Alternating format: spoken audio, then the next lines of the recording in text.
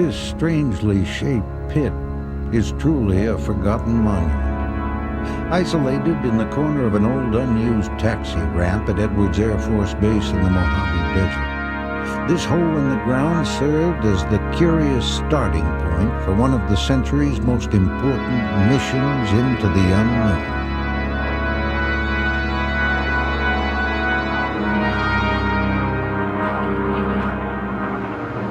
In 1947, this custom-made ditch was built to contain the first of the X-planes, the famous X-1. After the X-1 was positioned in the pit, the B-29 launch aircraft was rolled over. The X-1 would then be hoisted into the bomb bay. The B-29 would launch at mid-air, where in the thin atmosphere and with a full load of fuel it could reach unheard-of speeds and altitudes, and perhaps push mankind through a hole in the mythical sound barrier. In 1939, Ezra Kocher championed a high-speed rocket research aircraft. 5 years later, Bell designer Bob Woods began work on the rocket plane. This was the force necessary to pierce the sound barrier. To find the proper fuselage to house this power, designers turned to ballistics. From this research emerged a body design based on the symmetry of a .50 caliber bullet. Working on theory alone, Bell engineers brought forth a radical design, which was to become the X-1, first airplane in the world to fly faster than the speed of sound. There was some concern that part of the stabilization process involved with that .50 caliber slug was the fact that it was rotating at a very high rate of speed, and that there were some gyroscopic entities that came into play to help stabilize the bullet. So there was still an element of question. Nobody was absolutely certain. By 1945, the project was well underway. The Bell team had proposed an aircraft of incredible strength, withstanding 18 Gs, twice the load of any other aircraft. However, development of the rocket's power plant proved more difficult. Reaction Motors' test program lagged behind the Bell schedule.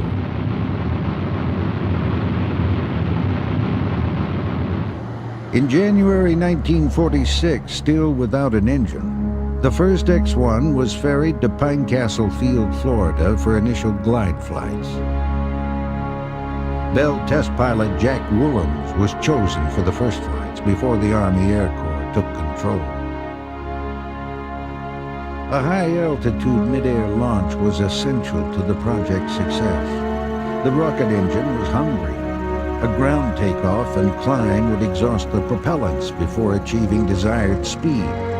This mid-air launch, pioneered during the glide trials, paved the way for the project's success. On January 25, 1946, Willems and the X-1 dropped from the mothership. The first flights demonstrated how rugged and responsive the X-1 was. The powered flights would soon begin. But Jack Willems would not live to fly the X-1 again. In August 1946, he was tragically killed in a racing plane. In March 1946, a decision was made to move the test flight program to the remote Muroc Air Force Base in the Mojave Desert, California. Willems' place was taken by Chalmers Slick Goodland, an ex-Navy fighter pilot. Goodland had landed the best job in the business, but also the most dangerous. A pilot desperate enough to use the side hatch escape would surely be sliced in half by the wing. By late 1946, the X-1 power plant had been installed, a 4-chamber XLR-11 with a maximum thrust of 6,000 pounds. The X-1 was ready to go. On the 9th of December 1946, the B-29 launch aircraft took off with the second Bell X-1 held snugly in its modified bomb bay. After many years of preparation, the X-1 would be launched on its first powered flight. As the big B-29 climbed up to its predetermined altitude, Goodland made his way down into the X-1 side hatch, twisting himself into the cockpit. Slick Goodland completed 26 flights in the Bell X-1, but during this first powered flight, he felt the true exhilaration of rocket power. Really dropped like a lead brick. And when I ignited the rocket engine, why, it was like being slapped in the back with a lead shovel, I would say. And the acceleration was quite phenomenal, and certainly I had never experienced anything like that before. During these flights, Goodland flew the X-1 up to 0.85 Mach. But a financial disagreement with Bell forced him to resign. Project engineer Bob Stanley tried dangling the carrot. When I resigned, Stanley said, "Well, don't you want to stay and fly the X-2? And I simply said, "Well, Bob, if your word's no good in the X-1, it's no good in the X-2. So we left on rather unfriendly terms. The project stalled, but the problems between Bell and Goodland didn't interest the Air Force. The Air Force took the attitude, well, the airplane's been proven, and why should we spend money to train another civilian test pilot when we have our own pilots who will be eventually flying the aircraft anyway. I have never flown supersonic, and I would like to fly in the Concorde, but I have an objection to paying such a high fare to ride as a passenger. Some say Slick Goodland could have been the first to fly supersonic, but that wasn't to be. He'd shown the X-1 was capable, but another would be the first. Eager to see results with the X-1, the Air Force selected a 24-year-old fighter pilot, Captain Charles Chuck Yeager. There were a lot of pilots around who had exceptional flying skills like he did, but it was his concern and interest in trying to know and learn everything about the airplane he could prior to flying it, so that he could thoroughly evaluate it and so that he wouldn't run into any surprises. Chief of the Flight Test Center, Colonel Al Boyd, had chosen Yeager because of his strong maintenance background. The Air Force would fly the first X-1, which was deemed the faster of the two, pushing this aircraft to the limits as quickly and safely as possible. The NACA, or National Advisory Committee on Aeronautics, would fill in the data gaps with the other X-1. For additional speed, the Air Force X-1 was fitted with thinner wings. The project was very much a team effort. Retired General, then Major Bob Cardenas, was the officer in charge and flew the B-29 launch plane. Dick Frost and Jackie, they were the two scientific geniuses on the project. I just tried to keep things operating, and Chuck stuck his neck out flying it, and then Bob Hoover hung around the edges waiting to see if maybe he'd get the chance to fly it if anything happened to Chuck. The team was a blend of youth, courage, and know-how, complementing Yeager's natural ability. Now, he didn't have an aeronautical engineering degree, but Jackie Ridley did. And Jackie Ridley and Chuck Yeager were mentally, mind to mind, they communicated very well. Jackie could explain things to Chuck that other people may not have been able to explain. As the Air Force completed their first flights, the NACA was preparing its own. Scott Crossfield was one of their X-1 pilots. There was an awful lot of design room data that the companies wanted. In fact, there would be people waiting for the raw data to come out of those flights so they could go back and apply it to detailed design. It wasn't the gross proof of can we do it or not. It was really the nuts and bolts work of experimental flight tests to gather the data so that there were no catch-22s in there that might affect designs later on. Jam-packed with propellants, the X-1 held 293 gallons of diluted alcohol and 311 gallons of intensely cold liquid oxygen. The LOX, as it was called, acted as the air supply to keep the alcohol burning. These quantities gave the X-1 an endurance of around 5 minutes. The volatile propellants were handled with great caution. Even so, a ground fuel accident during preparations for the first powered flight of the third X-1 destroyed the research aircraft and its mothership. Built to outperform the first two X-1s with a more advanced turbo fuel pump, greater fuel capacity, and a very thin wing, the third X-1 only completed one unpowered glide flight before its untimely destruction.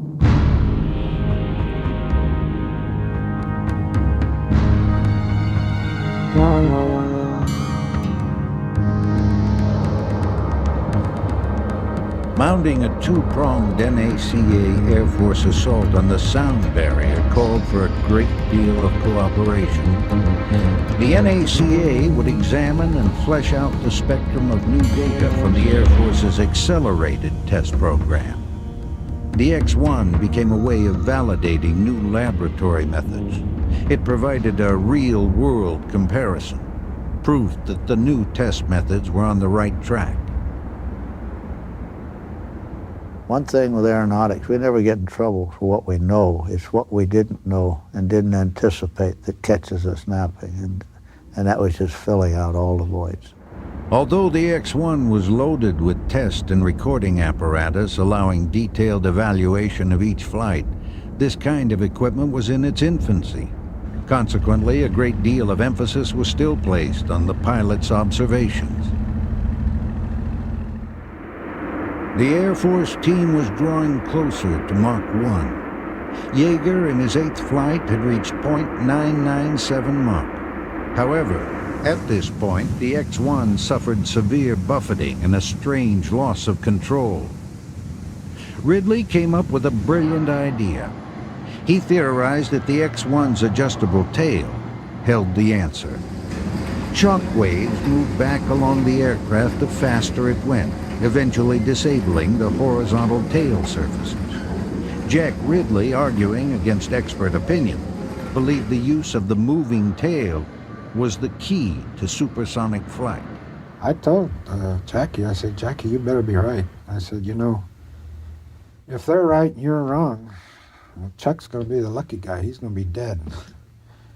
You and I are going to be perennial majors up in Thule, Greenland for the next 30 years. He said, no. He said, they don't understand. I think we can do it. I said, okay, Chuck, it's your neck. Jackie and I could be punished, but facetiously I said you would be the lucky one. How do you feel? And he said, well, if Jackie says I can do it, I can do it. Yeager's confidence lay in a thorough knowledge of the aircraft and the certainty that Ridley had given him the answer to control problems. Bell had anticipated such problems, providing a heavy-duty control yoke for maximum leverage. If Ridley was right, such measures wouldn't be called for. But if he was wrong, it could mean tragedy. These lonely ruins a few miles from Edwards are all that's left to Poncho's place, a popular spot for the men on the base. Poncho Barnes herself was a respected aviator, so she could understand the young test pilots like Yeager, who, along with others, treated her as an equal. Her ranch, or the Happy Bottom Riding Club, was a good country bar. She really had a big cattle, alfalfa, and hog ranch there. Poncho herself was a very unique and marvelous human being. And she could shoot and ride and fly and cuss for the best men in the world, and yet she could serve tea and organdy and lace. After an evening at Poncho's ranch, Yeager went for a ride in the desert. In the dark, he was thrown by his horse. With 2 broken ribs and in great pain, Yeager feared he'd be deemed unfit for the mission, so he kept it quiet, telling only his friend Jack Ridley. This accident could put the flight in jeopardy. Racked with pain on the morning of October 14, 1947, Yeager doubted he could even close the X-1's hatch. With these broken ribs, that he couldn't reach and pull the door shut because of the pain that he would be suffering. He needed some kind of leverage to be able to pull this lockdown on the door, if you will. And so Ridley got a broom handle and cut it off, length of broom handle, about maybe 12, 14 inches. And with that, Yeager was able to insert that in the latch and get the leverage he needed to pull the lock down. At 10 a.m., the B-29 lumbered down the main Muroc strip, and Bob Cardenas started his 20-minute climb to the 20,000-foot launch altitude. The B-29 carrying the fuel-laden X-1 strained for every foot of altitude.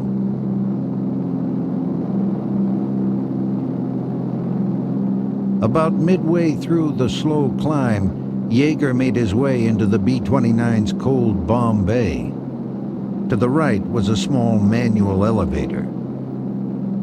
With a bit of persuasion, the elevator was lowered, and Yeager, nursing two broken ribs, bent over and squeezed in through the tight hatchway.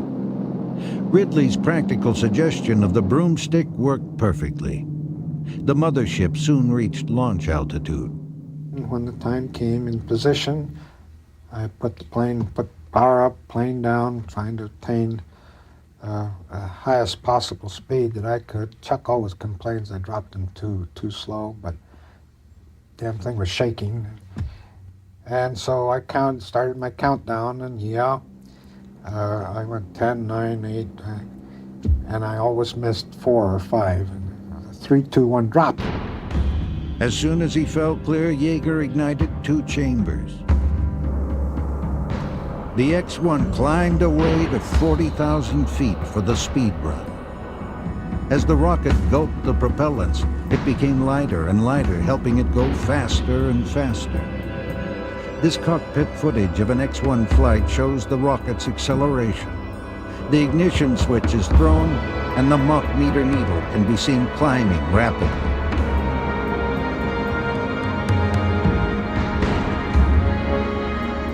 Below, the ground crew waited for some sign that the barrier was no more. Yeager tests Jack Ridley's new control system, and it works. At 42,000 feet and 0.92 Mach, he ignites the third rocket, searching for the hole in the wall. We heard on the radio he was hanging up at below 1, and then suddenly the needle just chopped, and he said it.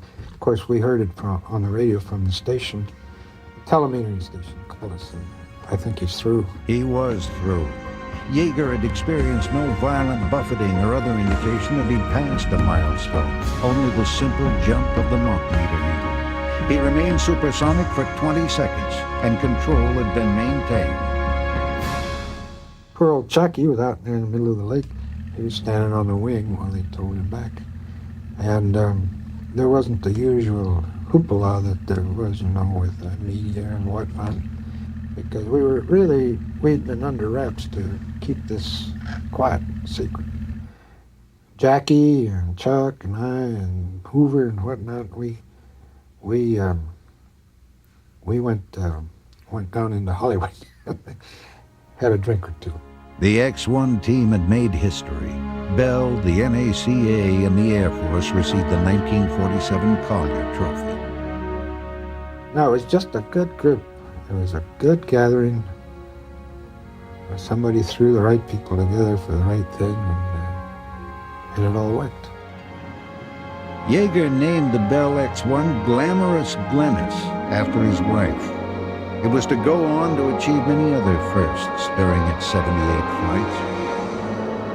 This was its one and only ground takeoff. Even in these low altitudes, only partially full of propellants, the X-1 easily went supersonic. The X-1 was to push the envelope to 1.45 Mach and fly beyond 71,000 feet, proving that there was no sound barrier, no impenetrable wall. Its success laid the groundwork for a whole line of X-planes. Effectively, it was the first step toward the stars. In crossing the threshold of supersonic flight, the Bell X-1 proved indeed that the sky was the limit.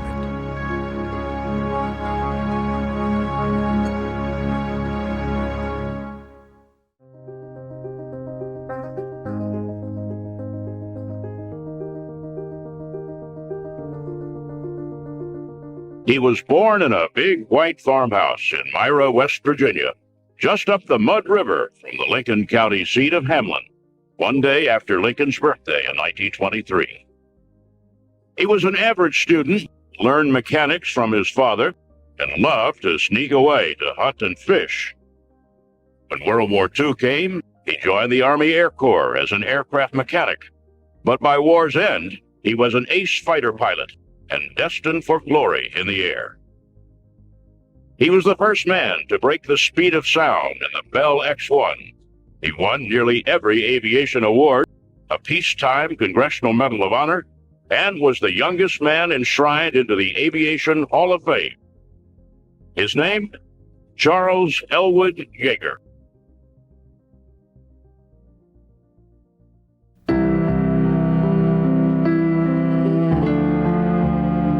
Chuck was an easygoing boy at Hamlin High School, good at math and typing, played the trombone, and played both football and basketball. But when school was out, you'd find Chuck down by the Mud River with his fishing pole, or out in the woods hunting with his .22 rifle. Chuck and I used to loan all these hills. We hunt all these hills, squirrel hunt or what have you. And old Chuck will never forget it. On this ridge back here was the Devil's Head, what they call the Devil's Head. We used to go back there. They had a carving in this. Then back this way is the Mall Rock, about 2 miles back in these mountains. Chuck and I used to go back in there, and not only him, but a lot of other boys and girls with us. When we grew up and around in this community, we had a real good time. We didn't have no cars to run around in like they do today, but we did enjoy the hills and the mountains, picking blackberries and what have you. When high school ended in the summer of 1941, young Yeager immediately joined the Army Air Corps and left home for training in September.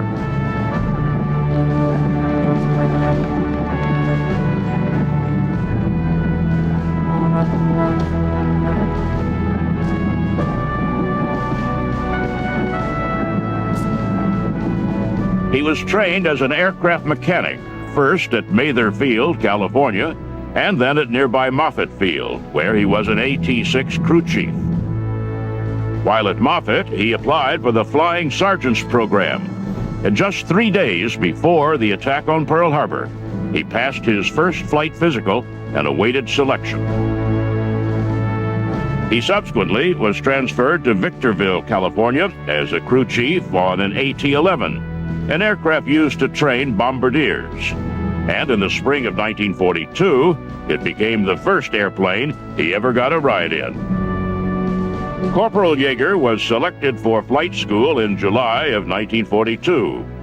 He attended primary school at Ryan Field, Hemet, California, and basic school at Gardner Field, Taft, California.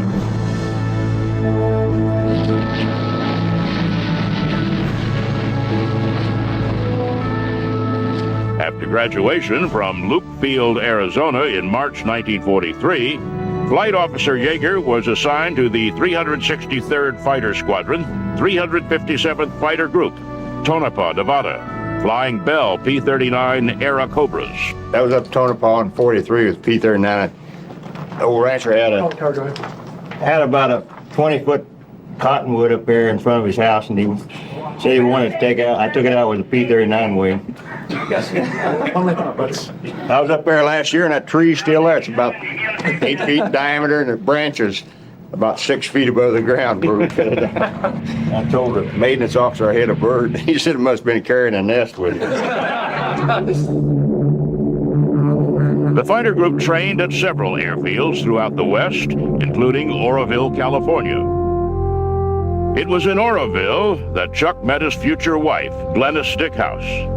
Glennis was the social director for the town's USO. And she planned a dance at Chuck's request for the other pilots in the group so they could meet the local girls. Chuck took Glennis. In November 1943, Chuck's fighter group departed Casper, Wyoming for Leiston, England, and their first taste of combat.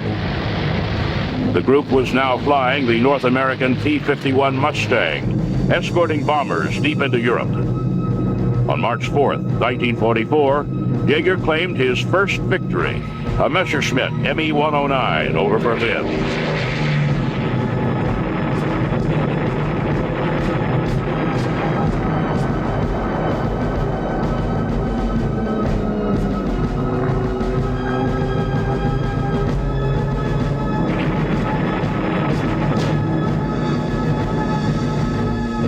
His celebration was short-lived. The very next day, on his 9th mission, while flying Tail End Charlie on another bomber escort mission over France, a Focke-Wulf 190 shot down Yeager's P-51, Glamorous Glen.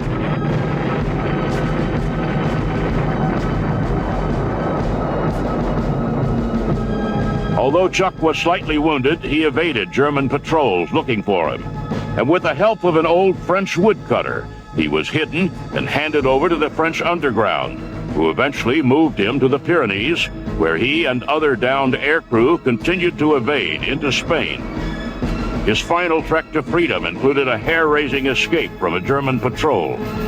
Once in Spain, he was repatriated with the 357th Fighter Group by mid-May.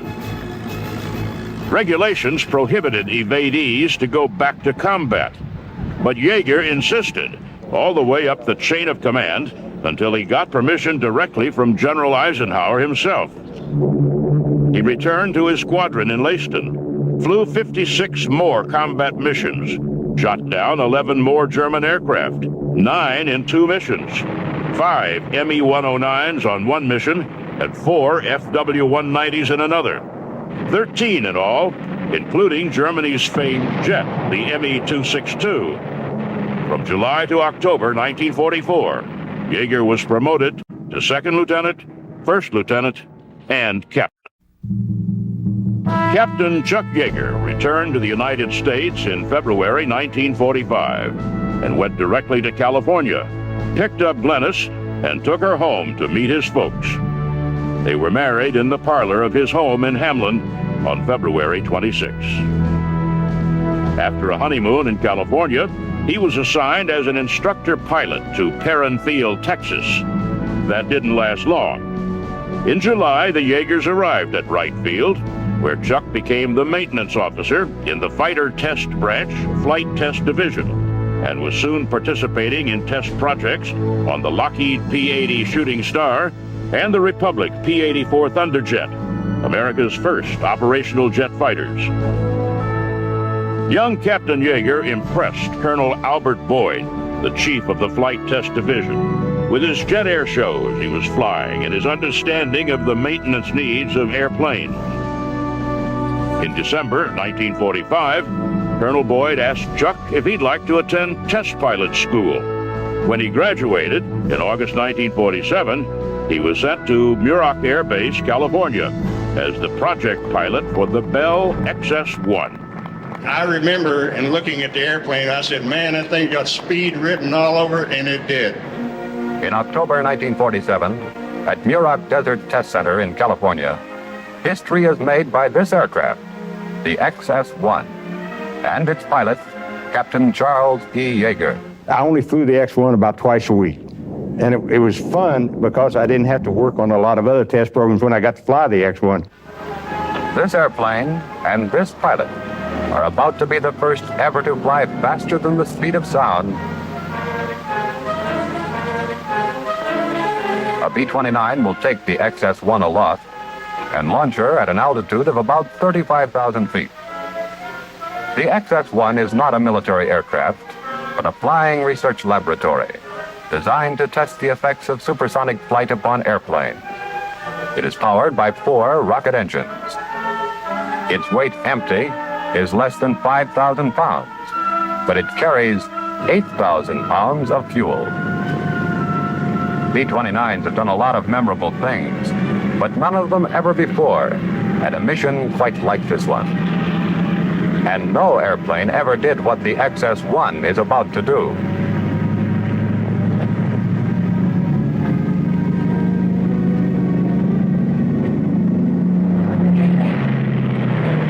Cracking the sound barrier in level flight will be more than a spectacular feat.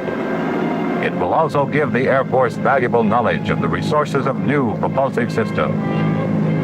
Captain Yeager gets aboard the XS-1. It can't be a long flight he's going to have in the little aircraft.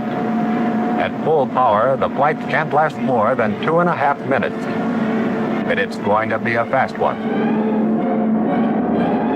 I didn't give any thought to whether or not we were going to get above Mach 1. It just, duty was paramount in my mission.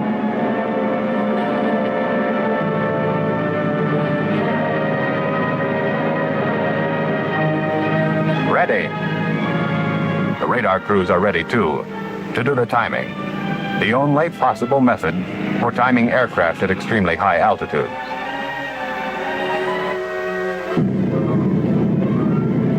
There she goes. A big moment in a history-making flight.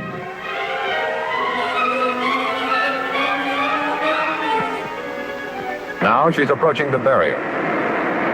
The speed of sound at 35,000 feet is 660 miles per hour.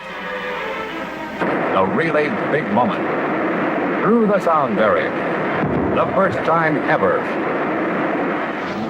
One thing we found out with the X-1, since it was the first airplane to ever get into the region of the speed of sound and exceed the speed of sound, was that on the horizontal stabilizer, or the tail plane of the airplane, shock waves were forming, and as we got up to about 94% of the speed of sound, these shock waves were right at the hinge point of the elevator, and consequently we lost our elevator effectiveness. And the X-1 had the capability of moving its whole horizontal stabilizer, and that was the way we got the airplane through Mach 1.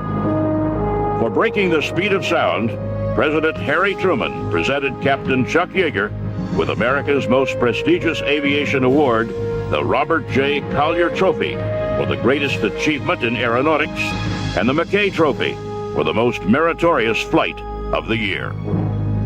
During the next 2 years, Captain Yeager flew the X-1 more than 40 flights, exceeded 1,000 miles per hour, and 70,000 feet. In December 1953, Major Yeager flew the Bell X-1A to 1,650 miles per hour, or 2.5 times the speed of sound. The record almost cost him his life. The X-1A went uncontrollable at 80,000 feet and spun down to 25,000 feet in 51 seconds before Major Yeager was able to regain control and land on the Mojave Lake bed. For his new speed record, Yeager was awarded the Harmon International Trophy by President Eisenhower and was selected one of the 10 outstanding young men of 1953 by the United States Junior Chamber of Commerce.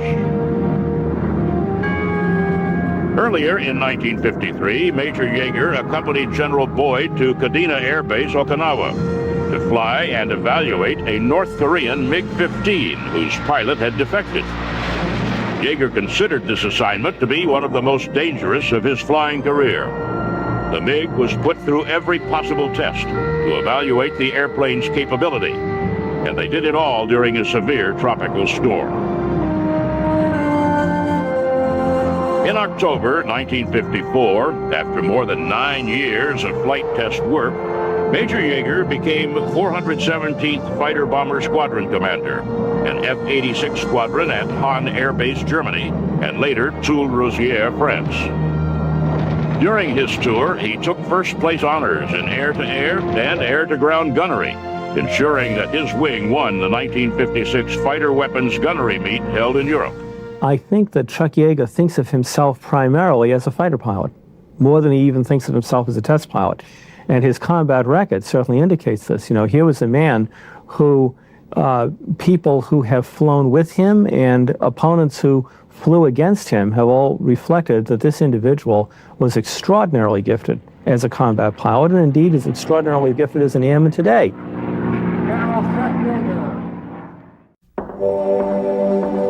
In September 1957, Chuck and his family left Europe and returned to the high California desert at George Air Base, just 50 miles from Edwards.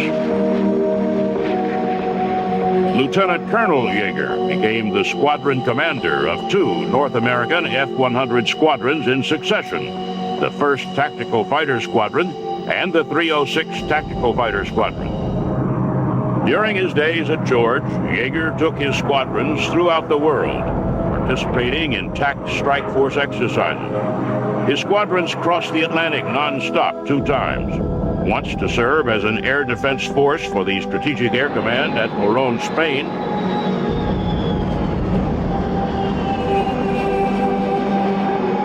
and the other in Italy on special weapons alert. He attended the Air War College at Maxwell Air Force Base, Alabama in 1960 and was promoted to full colonel in March 1961. After War College, Chuck Yeager returned to the Air Force Flight Test Center at Edwards, and in June 1962 became the commandant of the United States Air Force Aerospace Research Pilot School.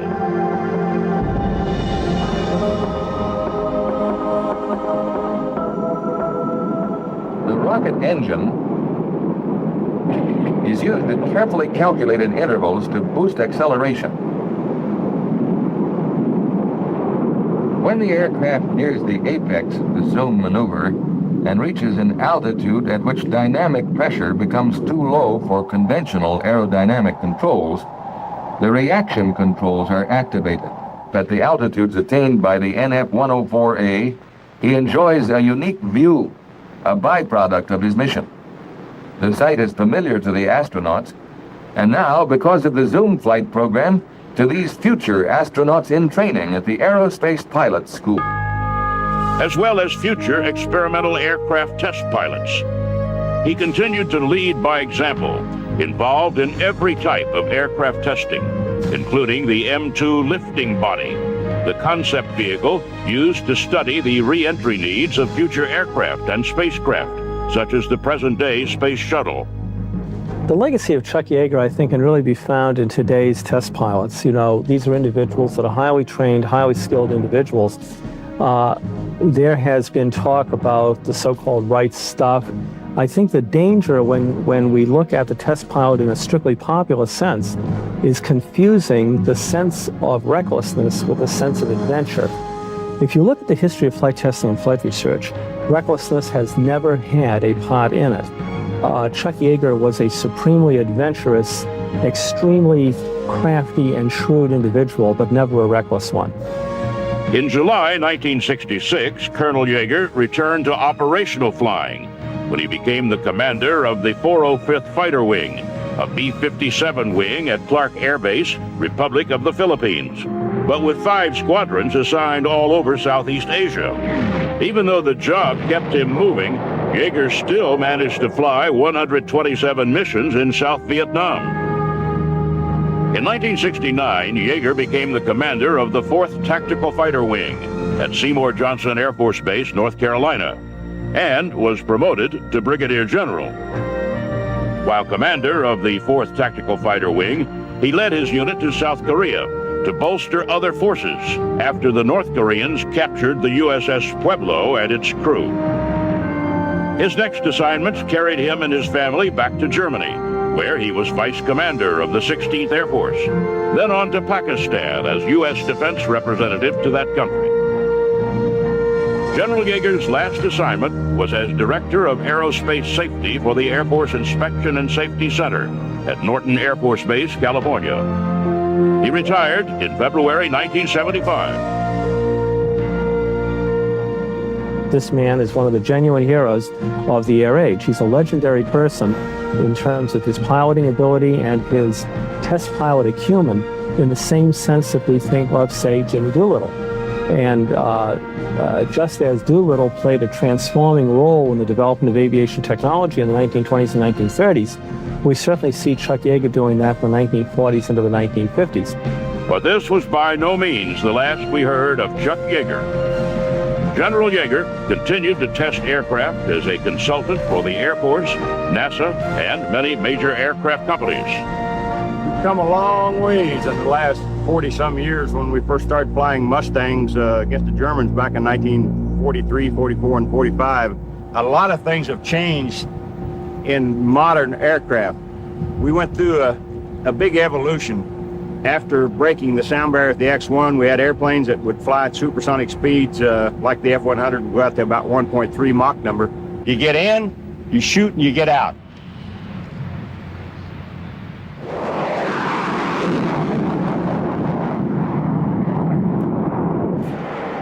Well, 30,000 feet at about 0.95 Mach, and I'm going AB now.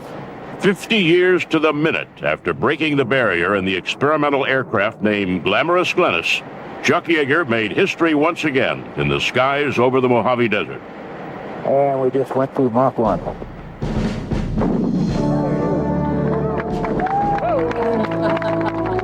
This anniversary of supersonic flight was about more than just a machine and the speeds it reached above Edwards Air Force Base.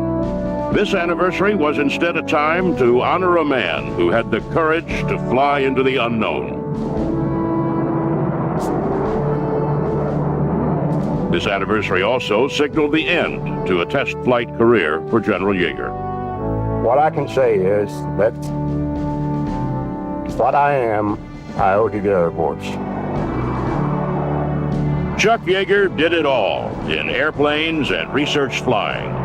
An ace in World War II, the first to break the speed of sound, he won nearly every aviation award available, received a special Peacetime Congressional Medal of Honor, and was the youngest person ever enshrined in the Aviation Hall of Fame. And for this, he is a legend of air power.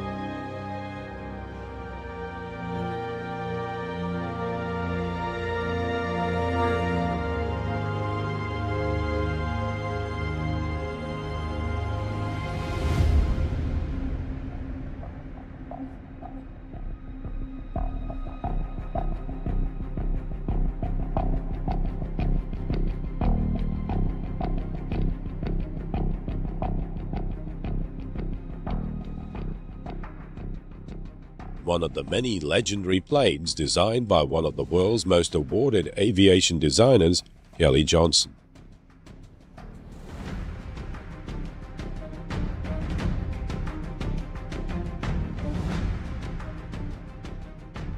From Kelly's initial concepts in 1952 through the painstaking development, then wonder what could have been after the last 104 was produced in 1983. Production run that lasted over 30 years.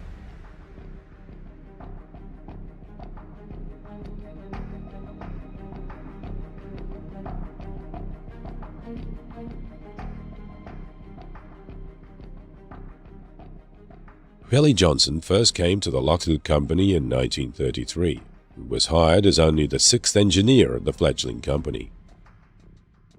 He'd come to the notice of company engineers when he was supervising the wind tunnel testings at the company's Electra at the University of Michigan. His insights and constructive concepts on the Electra and subsequently the Hudson bomber led to his rapid rise in the company. The Hudson bomber, Kelly single-handedly designed at the age of 29, was then redesigned to meet the British specifications in a number of days in his hotel room to seal the Lockheed order, which eventually ran to 3,500 planes. Kelly's listed achievements is stunning, such as having input in over 40 of the world's most renowned aircraft, and over half of these were his original design.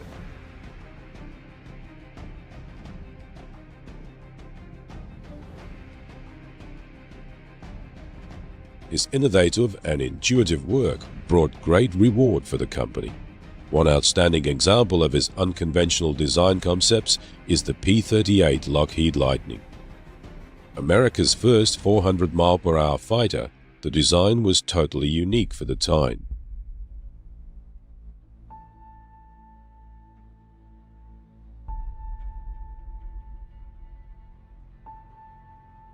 Two-engined, using liquid-cooled inline instead of radial engines, tricycle landing gear, overwhelming operating ranges and payloads, yet able to outmaneuver many single-engine fighters.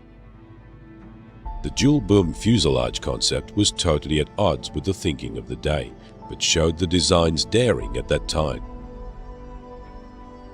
After significant testing and development and several years of operation, the P-38 became an amazing fighter by any consideration. It could fly farther, faster, at a greater height, and carry much more payload than any other fighter.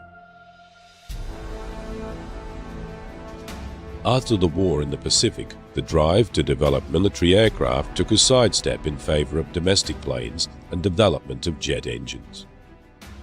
However, with the onset of the war in Korea, the sheer numbers of the Russian MiG-15 shelved many with the state of the Russian planes' development.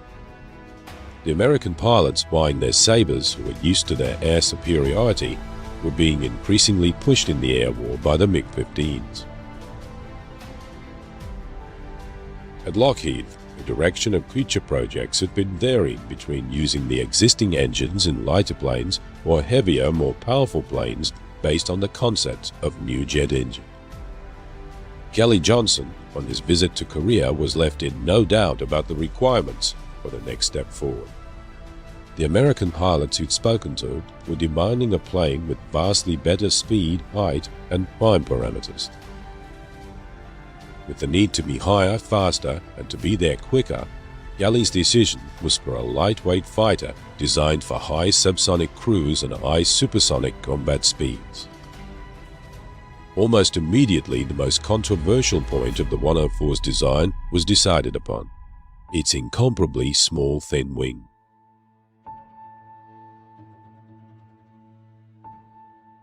This flew in the face of the design thinking of the time, which was the larger swept wings on all transonic planes. Soon, many wing designs of this concept were being wind-tunnel tested. Then, more unconventionally tested, bolted onto Army 5-inch rockets.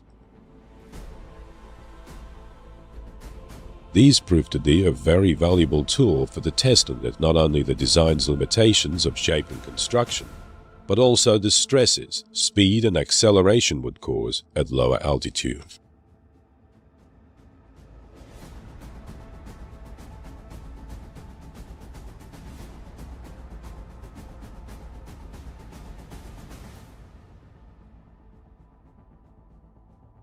The next point of the wing controversy was that the wings were to be bolted onto the sides of the fuselage with precision-forged aluminium fittings, not going through the plane, as with most planes of the day.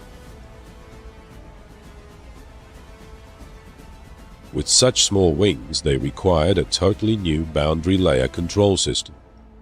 The wings needed leading edge and trailing edge flaps, and a boundary layer control system which is used in conjunction with the trailing edge flaps to reduce landing speeds of this manned missile.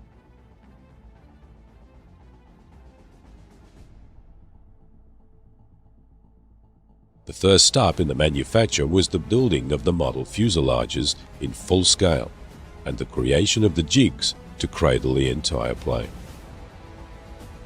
As the Air Force had not asked for submissions for the 104, if it were not for the credibility of Lockheed and Kelly Johnson and the lessons being learnt in Korea, the 104 may never have gone into production. As it was, they were impressed and perceived a need enough to order prototype testing on an experimental contract. In March 1953, the contract was issued and Lockheed went straight into production of the first two prototypes. The first flight took place only 12 months after the signature of the contract. The achievements in that 12 months are stunning. Its concept had only been developed in late 1952. It wasn't some idea that had been sitting on the file for an extended period. This was on the cutting edge of technology for the time.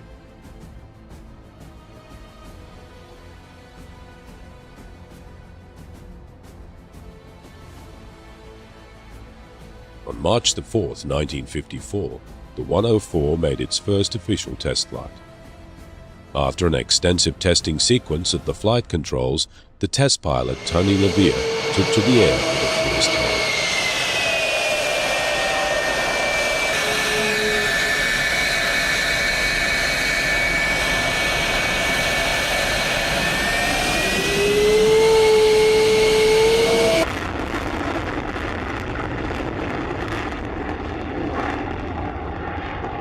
Although the engine used in the test aircraft couldn't push the plane past Mach 2, Lockheed's design and concepts of the lightweight interceptor were decisively proven.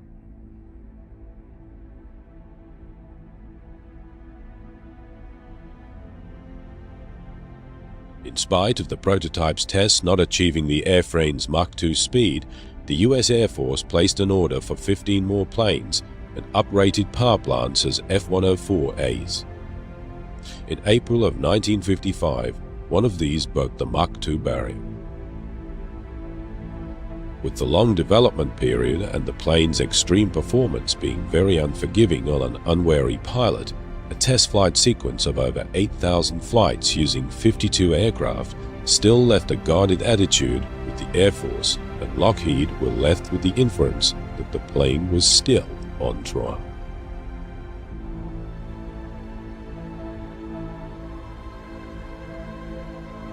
The contracts issued were the first to be on a fix-then-fly basis. Previously, the Air Force would assume some of the testing itself. With the cutting-edge technology of the 104, the responsibility was returned to the manufacturer.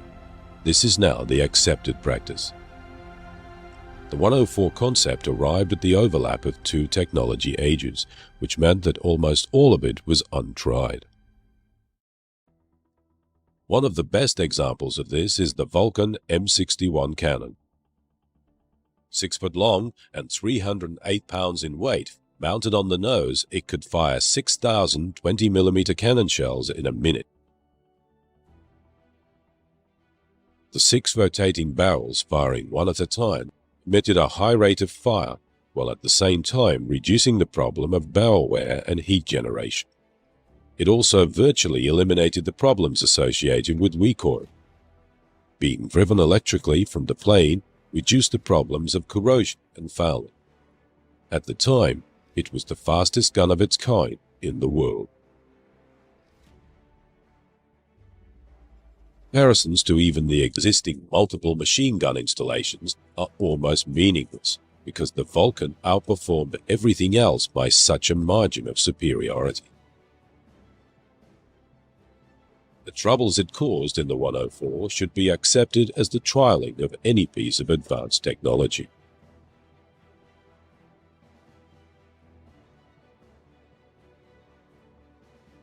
At first testing of the gun, the pilot, Tony LaVia, after a perfect initial test, proceeded to the second pass. When firing the gun, the plane lost all engine power. He was then forced to glide back to land, soon committing himself to passing below the level which was safe to use the ejection seat.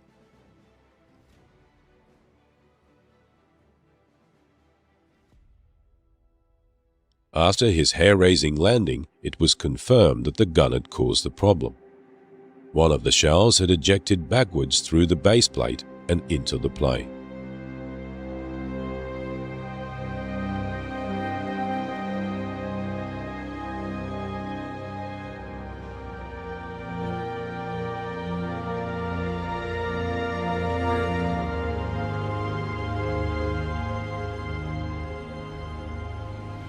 With the sheer performance of the plane and its weapons expansion and wider tactical capability, it was now the yardstick by which all others were measured.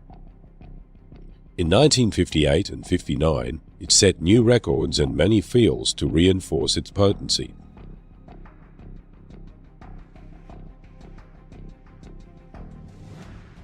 Even when the new F-4 Phantom II broke some of its records, the 104 went out and set them again outside the F-4's capabilities.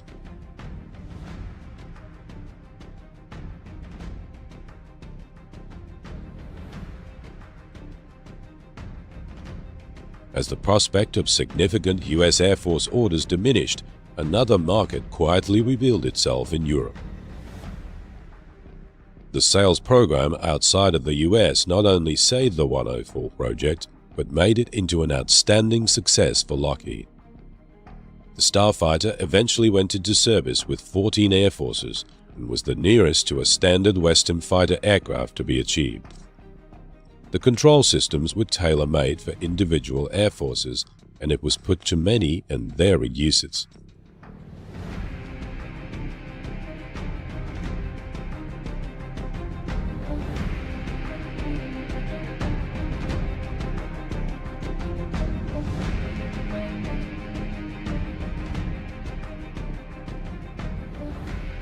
One design that saved the 104 was the two-seat variant.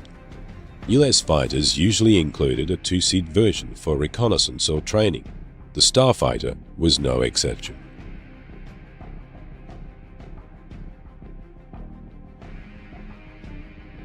The German Luftwaffe were primarily looking for a ground strike aircraft, but also a multitasking platform for various developing areas.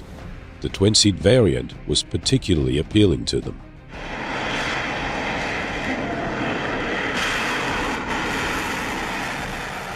Many more abilities which had been deliberately omitted from the original design were now being considered. As the NATO alliance was seeking to standardize their air forces, the German order was seen as opening this market to Lockheed.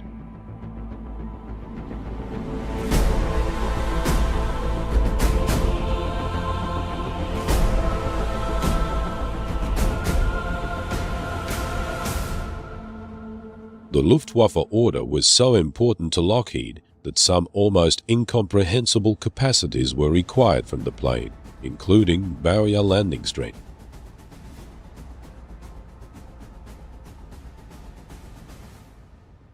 The Starfighter itself held no problems in coping with enforced rapid deceleration, but the challenge to the pilots was another thing entirely. The whole concept required courage and nerves of steel in bringing it to a successful and safe conclusion.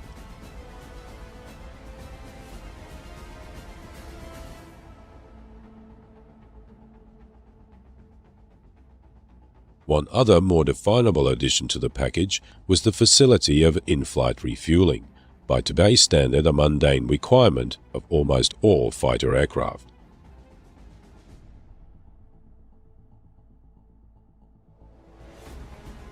Extensive trial and error testing and retesting of the new technology in various forms from myriad tanker aircraft delivered the ability and vastly extended the operational range of the Starfighter.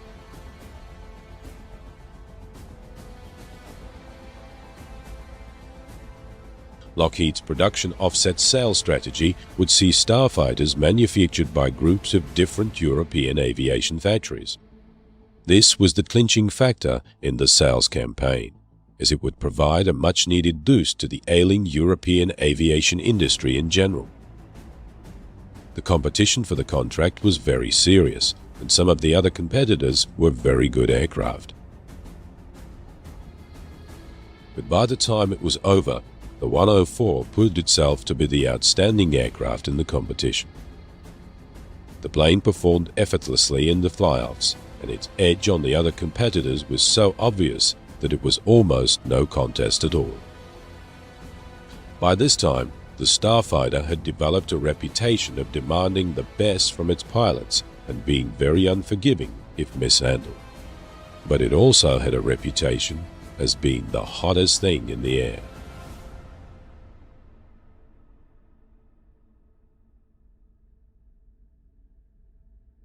A well-maintained 104 in the hands of a trained pilot had very few problems, but in the hands of untrained personnel, many accidents occurred.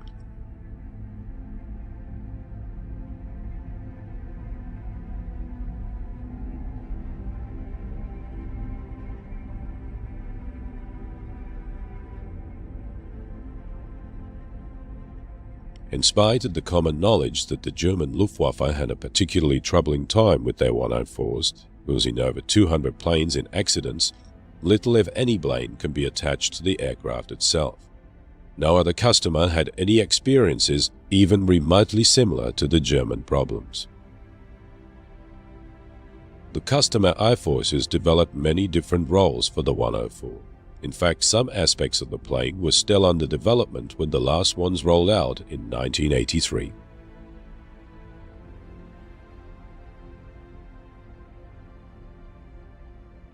When the American Air Force chose not to accept the 104 as a major part of its inventory, it took on many of the other Century fighters.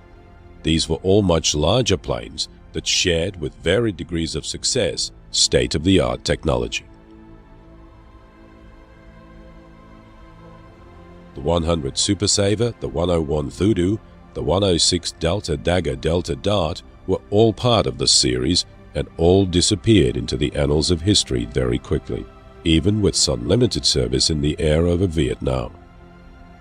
Each of these planes, as fighter interceptor aircraft, took on the guise of a roving missile platform, although with time, each was developed into other varied roles.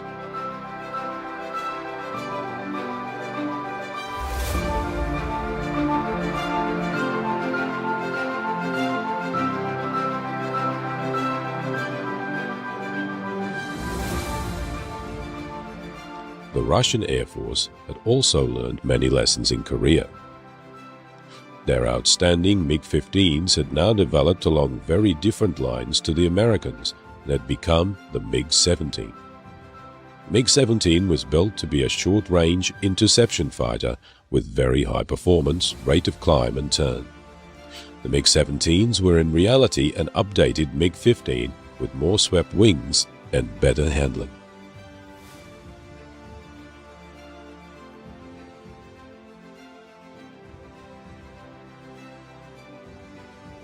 The MiG-17 was produced in very large numbers, although it should have been obsolete before it even took to the air. But it proved a very effective plane in the air over Vietnam in the mid-60s.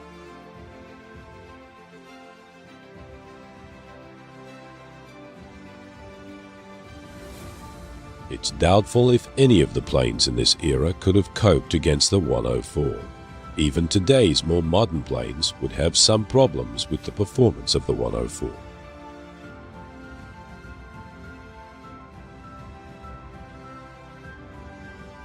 The 104, later redesigned with larger wings and much more maneuverability as the Lancer, was entered as a concept in the competition that brought the F-15 to mass production.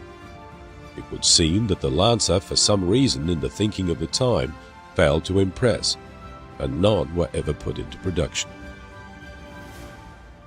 Kelly Johnson maintained that the Lancer would have rung rings around the F-15 and thereby everything else at the time. There's even a body of opinion that says in aerial combat, the 104 itself would give the F-15 significant problems. Although the last of the Starfighters was built in 1903, these exceptional aircraft served for many years but were finally withdrawn from service by the mid-1990s.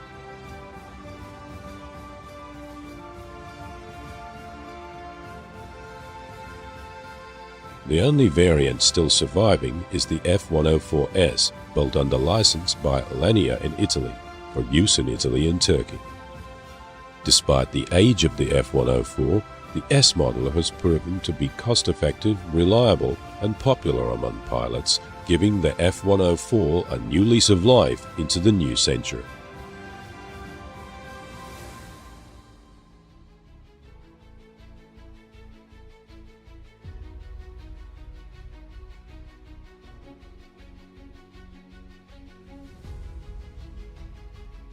The attention to detail and scrutiny of the plane through its long development is without precedent, and it set the ground rules for today's methods and technology of testing.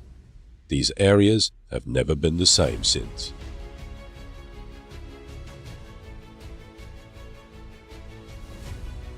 Despite never being free of controversy, it has more than validated the decisions of its designers and carved its name forever in the pages of the aeronautic history.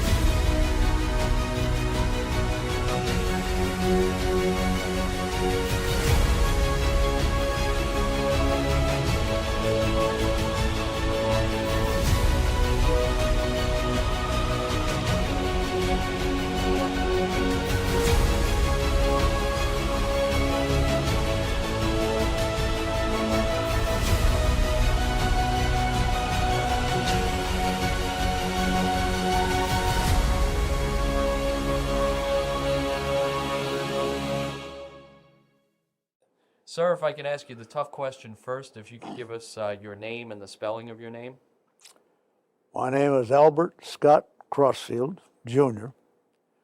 ALBERT SCOTT CROSSFIELD With the period at the end. Yeah. Where were you born, sir? I was born in Berkeley, California. What was life like in Berkeley in those days? I don't know. We left Berkeley when I was less than a year old. My father was a professor at University of California, and a petroleum chemist that worked for the Union Oil Company there at Oleum. In fact, he helped build that refinery there. Where did you move to? We moved from there to Long Beach and then to Wilmington, California, which is the harbor of Los Angeles. And my father was material in building that big Union Oil refinery there on the hill in San Pedro, and he was superintendent of that refinery. What was your childhood like? What was it like? Well, I was a kid. No, I was raised mostly in Wilmington till I was about 14 years old. I was not well as a youngster. Had rheumatic fever very badly, which should have precluded all of my flight career, but I never let anybody know it. And 1935, when I was 14, we moved to the state of Washington. It was Depression days. My father was in the oil business, and that wasn't doing well, and he wanted to get back to the land and get away from the business world, which wasn't doing very well in the early 30s. So we moved up to a farm in the state of Washington, and he and I built that farm over the next few years and got it back on a profitable basis. Probably was a godsend for me in my physical condition because I didn't have time, wasn't allowed to be sick. That was my father's nature. And I got to be a pretty strong farm kid and managed to get along pretty well after that physically. You had your first ride in a plane when you were 6? Yeah, I rode in an Alexander Eagle Rock with a guy named Carl Lenish, who was a chemist for the Union Oil Company and had been a World War I military pilot. And as collateral duties of the company, he used to fly the company airplanes. The Union Oil Company, I think, probably started the first business aviation fleet. And my father was a good friend of his. And he flew me, I believe, the first flight I ever had, he flew me from Monrovia Airport to Burbank, where we saw Poncho Barnes. And I've known her ever since, or known of her mostly. I did. Of course, I was just a little kid. She didn't have much to do with little kids in those days. And she was typically Poncho Barnes. A heart as big as the world, goggles shoved back on her helmet, on her head, smoking black Mexican cigarillos, and murdering the Queen's English with 4-letter words in every sentence, and quite a gal. So was that where the love of aviation came from, that first flight? I think it was my generation. What was exciting, all through the 20s and 30s were airplanes. And we all built model airplanes from the time we could hold a stick. Free flight models. Learned an awful lot from the model airplane news and all of us getting together and competing. And it may have helped. Undoubtedly it helped. But I went to sleep on that first flight up in the front cockpit. So they tell me. I don't really remember if I did or not.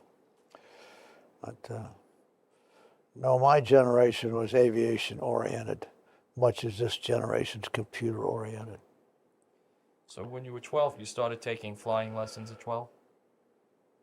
At Wilmington Airport in California, it was right up where now the Figueroa Freeway goes through Wilmington, was an old slough, and a guy named Von McNulty was starving to death on that airport. And he needed a newspaper, so I delivered him a newspaper all month long, the Long Beach Press Telegram. And he and helped him clean up his airplanes from the mud on that slough.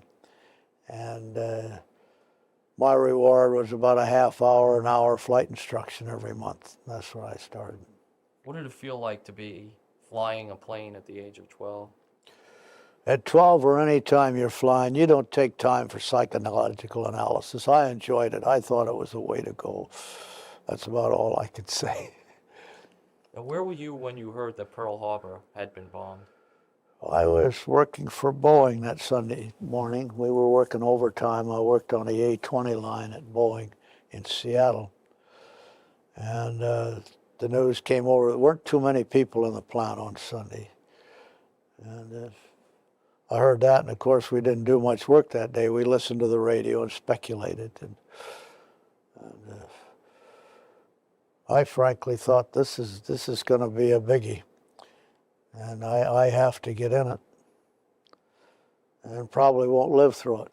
Generally, that had to be the attitude. You see, we're taking on two of the biggest navies and armies in the world. But I went to the University of Washington in 1940, and in 41, I quit that fall to go to Boeing to make enough money to go to school. I'd run out of money. You thought that there was a good possibility that you would die in the war? Well, that's a probability of anybody in a war, and I was determined I was going to fly in the war. I knew damn good and well I had a bigger job getting into the Air Corps and the Navy than I had flying. And I managed to work that through many devious channels. And I went into the Air Force right after Pearl Harbor. And they sent me down to Willie Field, Arizona, and it was just a sea of young people. And we just got off the train, and they gave us a ticket home and said, "Don't call us, we'll call you." You know, they couldn't feed them, they had no clothes for them. Everybody joined. So I went back and got my job back at Boeing for a while, and decided if this war is going to be over for, I can go win it. And so I switched over and went over to the Navy, and they were glad to snatch up a potential Army recruit. And so I was in the Navy for the 4 years of World War II. What did you do during the war, sir? I was an instructor and fighter and gunnery instructor at Corpus Christi, Texas, most of the war, up for 32 months. And in 1944, 44, I finally got orders to the fleet. And ended up after a few moves with Air Group 51, and we were staging for the invasion when the war was over. Where were you when you heard about that the bomb had been dropped? Pearl Harbor. The day the bomb had dropped, we were flying a lot of patrols over Pearl Harbor because the Navy was real goosey about what the Japanese might do. And I'll never forget that day, because as far as I could see were ships. Ships of the line, battleships, cruisers, destroyers, carriers, 200 carriers, I'd guess, loaded to the gunnels with airplanes, troop ships low in the water, supply ships. They're sitting up at 30,000 feet just putting in the time in case there was some kind of a raid on us. And I can remember just thinking, in less than a month, all of that's going to be on the bottom, because it was going to be a tough fight to get into Japan.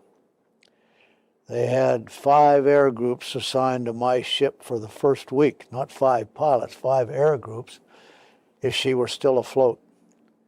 We were going to support the 2nd Marines going in right below Tokyo, and they were at double strength and had another double strength division right behind them, figuring they'd be pretty well wiped out the first day.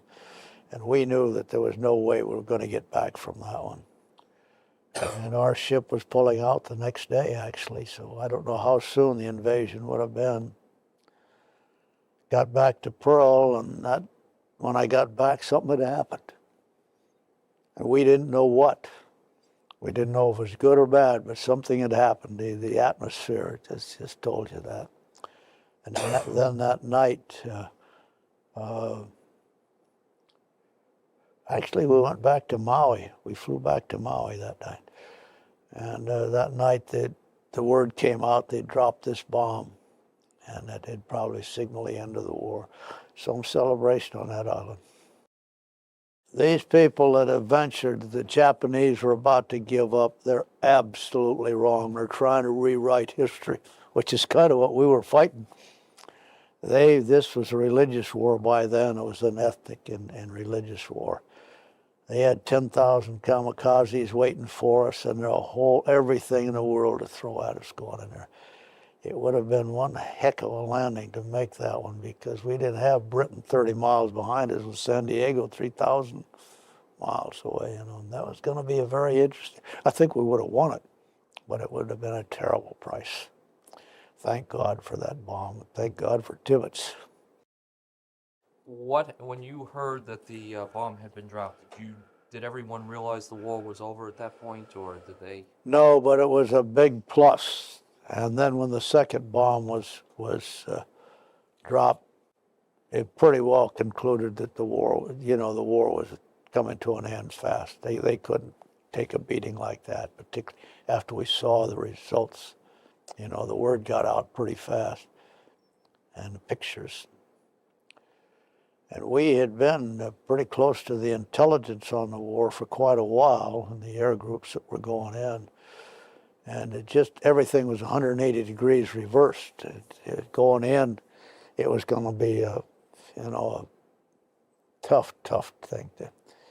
And we were working, incidentally, for about almost 8 weeks with the 2nd Marines, using live ammunition, supporting them on several times a week. They'd make a landing on Maui, and we would work out how we were going to go into Japan. And it didn't look like it was doable, but we would have done it. So it was just really the mass of people we would have thrown at. So we knew the war was over. We were pretty sure it was coming to a close pretty fast that night. That was quite a celebration. What was going on? The celebration? What type of celebration? Well, everybody got drunk and disorderly. How do military men celebrate? After World War II, you were back to school? I went back to University of Washington, started to work at University of Washington wind tunnel, and stayed there until 49. I took most of my engineering over because I'd forgotten so much of it. And then Engine Charlie Wilson was Secretary of Defense at that time, I guess Secretary of War, huh? I've forgotten when they changed that. Defense. And he wasn't hiring anybody, and I could make more money working for the university, so I stayed and got our master's degree in aeronautical engineering, and then in 1950. In the meantime, I'd worked with the Navy to build the reserves up. Originally, they didn't have any money for a couple of years for pay, but we knew that we had to hold the capability together.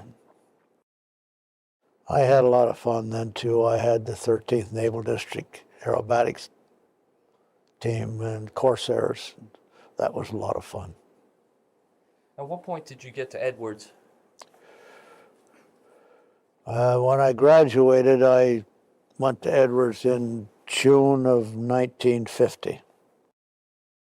There wasn't much money in being an engineer in those days, and so it occurred to me that if I went back to flying, I could add something to it. I hadn't really planned on doing that. It was one of the options, but it, wasn't my main one.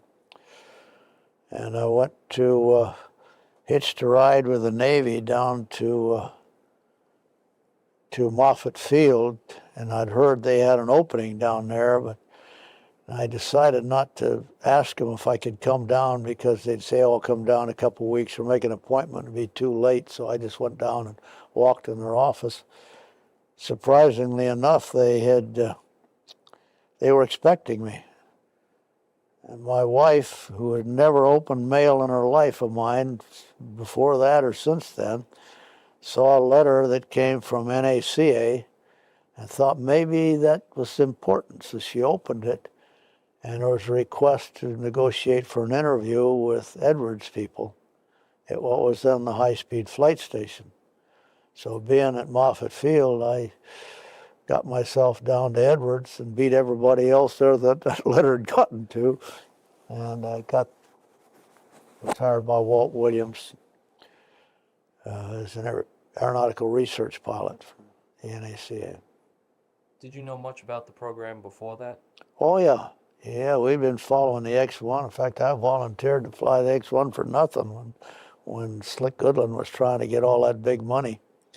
I thought that might be a pretty good step in the profession. You were actually the first one to fly the X-1, weren't you? No. Slick Goodland first flew the X-1, and then a number of Air Force pilots, including Chuck Yeager. He doesn't like Charlie. I call him Charlie because Pete Everest introduced me to him as Charlie one time, and I thought all his friends call him Charlie, so I started doing that. Got to be a habit, but I think I'm probably not a good enough friend of his to call him Charlie. No, he was the first to fly Mach 1 in the X-1, and that would have been in 1948. That's before I got there. It says in one of your introductions that you are the only pilot who has ever worn out a pressure suit. Is that true? I don't know. It could be. I wore a lot of pressure suits and helped develop our first full pressure suit, but that could be. I wore it a lot of times. You logged a lot of miles, didn't you? A lot of hours. Not a lot of hours. You know, I've got, I think, somewhere around 130, 140 rocket flights and only about 40 hours. They're not too long flights. To somebody, for most of us, who will never be able to do that, describe what that's like. It's a challenge. It's a lot of fun. It could be dangerous if you weren't up on the edge of your seat paying attention to business. And that's about all I can describe of it. We really wrote the book for almost everything we've done in aeronautics with the research airplanes in those days. And we never really had much in the way of information in the transonic area. Nobody did. And we gathered it all with those airplanes, with a variety of configurations and power plants and that sort of thing to see which way to go. And we used small rocket engines in those days. In fact, we did almost all the successful rocket work in spite of all of the publicity that the Germans brought the rockets over here. When they got over here, they all we know is what Goddard taught us. And before that crowd at Huntsville ever made one that worked, I had 50 rocket flights and several rocket airplanes at that time. And so we pioneered the rocket business. They're small, but it's a matter of caliber, not system. They were identical systems. And the X-1, of course, was first to Mach 1. The X-2 was built to go to Mach 5. The X-3 was to look at thin wing configurations. The X-4 was a tailless airplane. The X-5 was a variable sweep airplane. It was just looking at everything we could imagine. The XF-92 was a Delta. I flew all of those airplanes except the X-2 and the X-3. The D-5581 and 2 were Navy-funded airplanes in the same program. They just didn't put an X on them. They just left the manufacturer's number on them. And actually, the D-5581 was a jet-powered X-1 that would be able to sustain periods of time at high speeds. Not as high as the X-1, though. I don't believe it ever went supersonic. I think Gene May claimed it did, but I don't know if it really did or not. The D-5582 wrote the book for all of our swept-wing airplanes today. Really, it was the real workhorse to gain all of the information we needed for transonic swept wings. And almost everything on our airliners and our fighters today came out of that basic work. Describe the atmosphere at that time at Edwards, what the people were like, what it was like, whether you guys knew you were making history. It was so different from today, it's awful hard to describe it. It's like a small town, you knew everybody. We put more faith in our professional judgment than we did in computers and endorsements and agreements and all of that. Never once thought of insurance or risk. Well, we thought of risk, but we calculated that. We didn't calculate it. We thought it out pretty much, and it proved to be a good way to do it. And it was very disciplined in the way we did it, but not technically disciplined because we didn't know.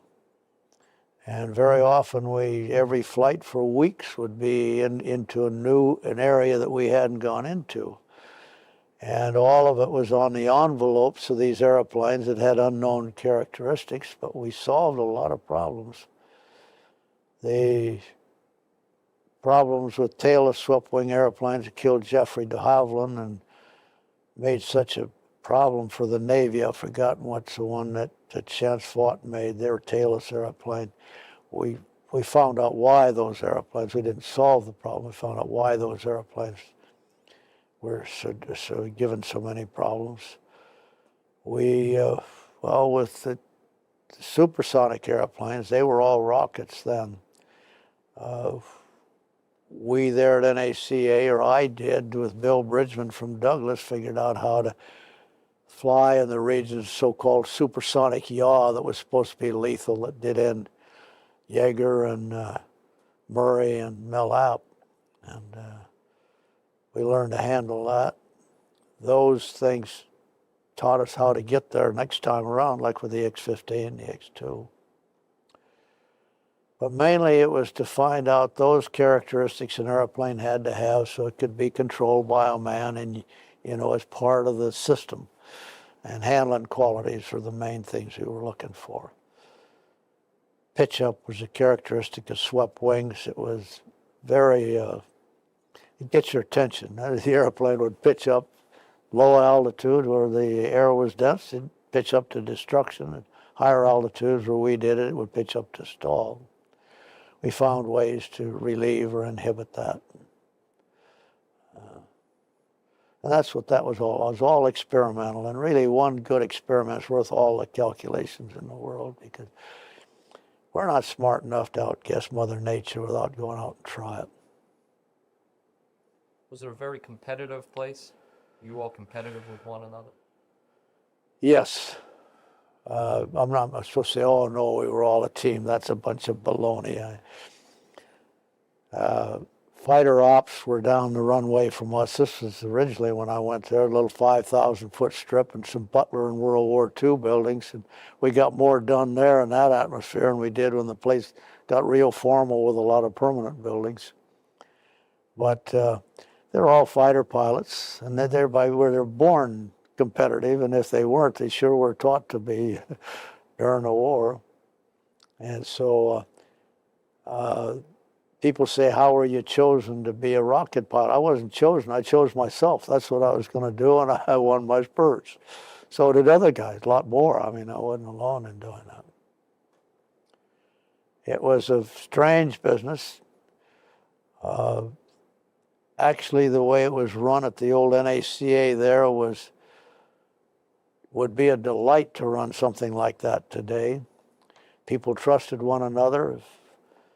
The engineers, and I'm an engineer, and I and the head of the station were talking about tomorrow's flight, and I was uncomfortable about something. He always said, you heard the pilot, and he gave me 24 hours to decide what to do about it, or to go do it anyway, or not do it. But he always gave me that latitude. So it gave us an opportunity to think out what we were doing.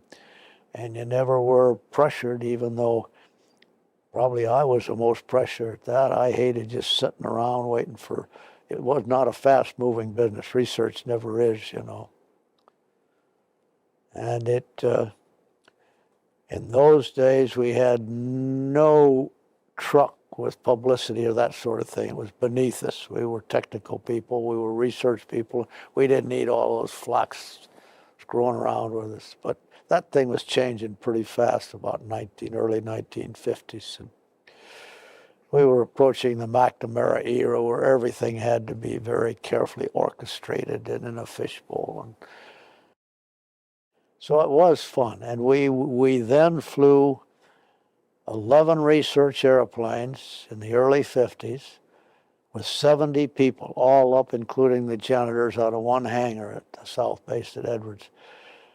Had never been duplicated because we were on our own doing what we thought we could do and didn't have to clear it with anybody and weren't worried about making a mistake in front of the public.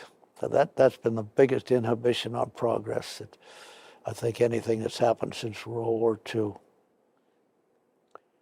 And as an aside, that generation that came out of the Depression and World War II was very remarkable.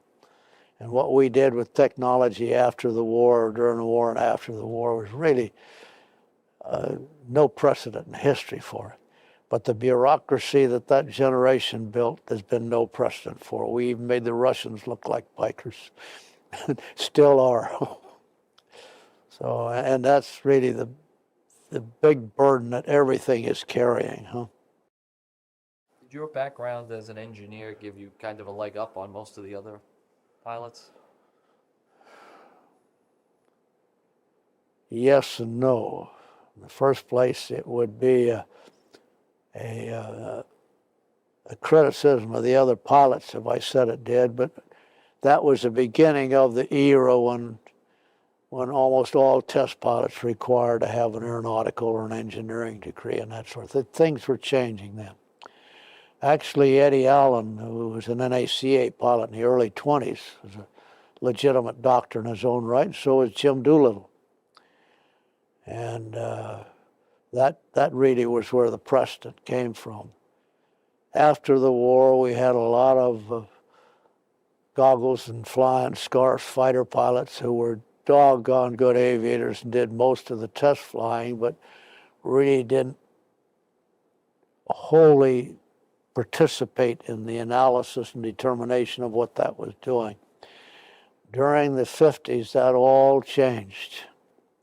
And at that time, the Air Force had a very strong inclination to want to be in on first flights and all of that. They soon found that that wasn't their business. Huh? They were weapons system evaluators and not engineers. And so that came and went. And from then on, though, almost all Air Force and civilian test pilots were degreed engineers. What makes a great test pilot? I don't know what makes a beautiful woman, huh? I don't know. If you test pilots, I've seen them. They're tall and slim and short and fat. And they're just all kinds. I never did know what made a fighter pilot, and I trained hundreds of them. I never could anticipate by getting to know a student, whether he was going to be good, bad, or indifferent. I never did know whether you had to push them or pull them or make them mad at you to make them do their best. I did know that the only thing I could do was to make them do their best. It's the best I could do for them. Well, test pilots, you know, it's got a lot of press and a lot of movies and a lot of stuff, but it's a good professional way to close the circle of engineering, you know, from concept all the way through the 7 steps to a finished product. Never before did we close it in engineering. We gave it to a pilot to see if it would work, and now he closed the circle. It's a dangerous business. If you claim that you never got scared, you're a liar and you shouldn't be a test pilot. You didn't have good sense. If you admitted you got scared, you probably shouldn't be a test pilot either, but except to yourself. And, it took an immense amount of concentration to not make those mistakes that very often could be fatal.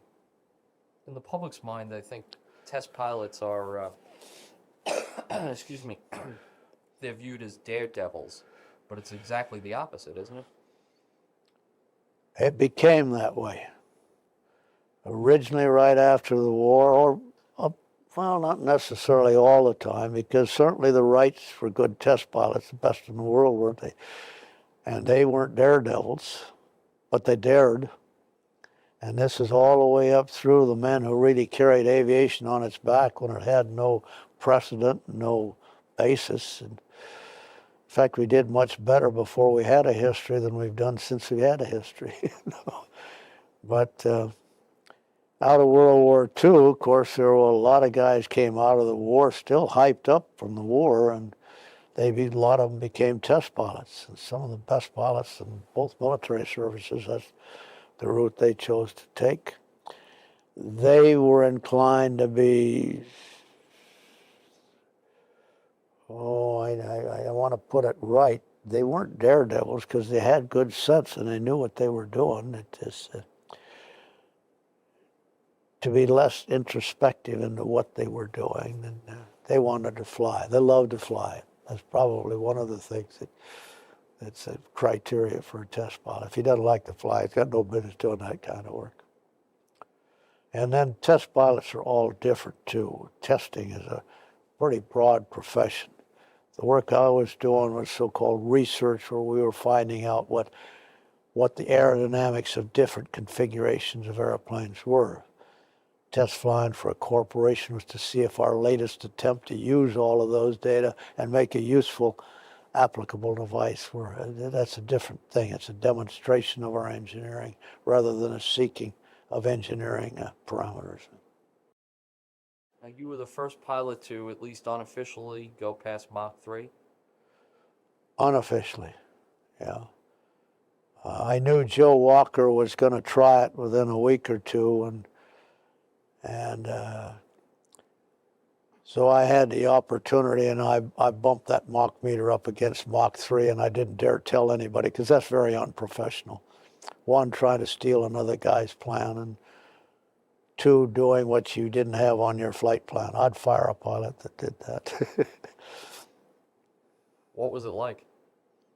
Nothing, just a number on a dial. I'm not even sure the number was good, because in those days we didn't have all that good of instruments. We should have, the instruments that were recording the stuff in the X-15, which is what I did it in, would have determined it. But what I got from the Mach meter in the cockpit probably was Mach 3. But I just did it so I could have that personal satisfaction. I didn't admit it for a long time. Do you ever look back on those days and say, boy, I'm lucky to be alive right now. I did some crazy things, or things I didn't even know were crazy at the time? I never dwelled on it in that regard. I knew the hazards of aviation. Of course, I'd lost an awful lot of friends in airplanes, because it's really all I've been involved in, particularly during the war. But aviation's not as dangerous as you'd like to. I was the engineering officer of a training squadron as a collateral duty in World War II down Corpus Christi. And in my tour in that squadron, we flew 550,000 hours. Now, that's a lot of hours. And we had 11 fatalities, instructors and students.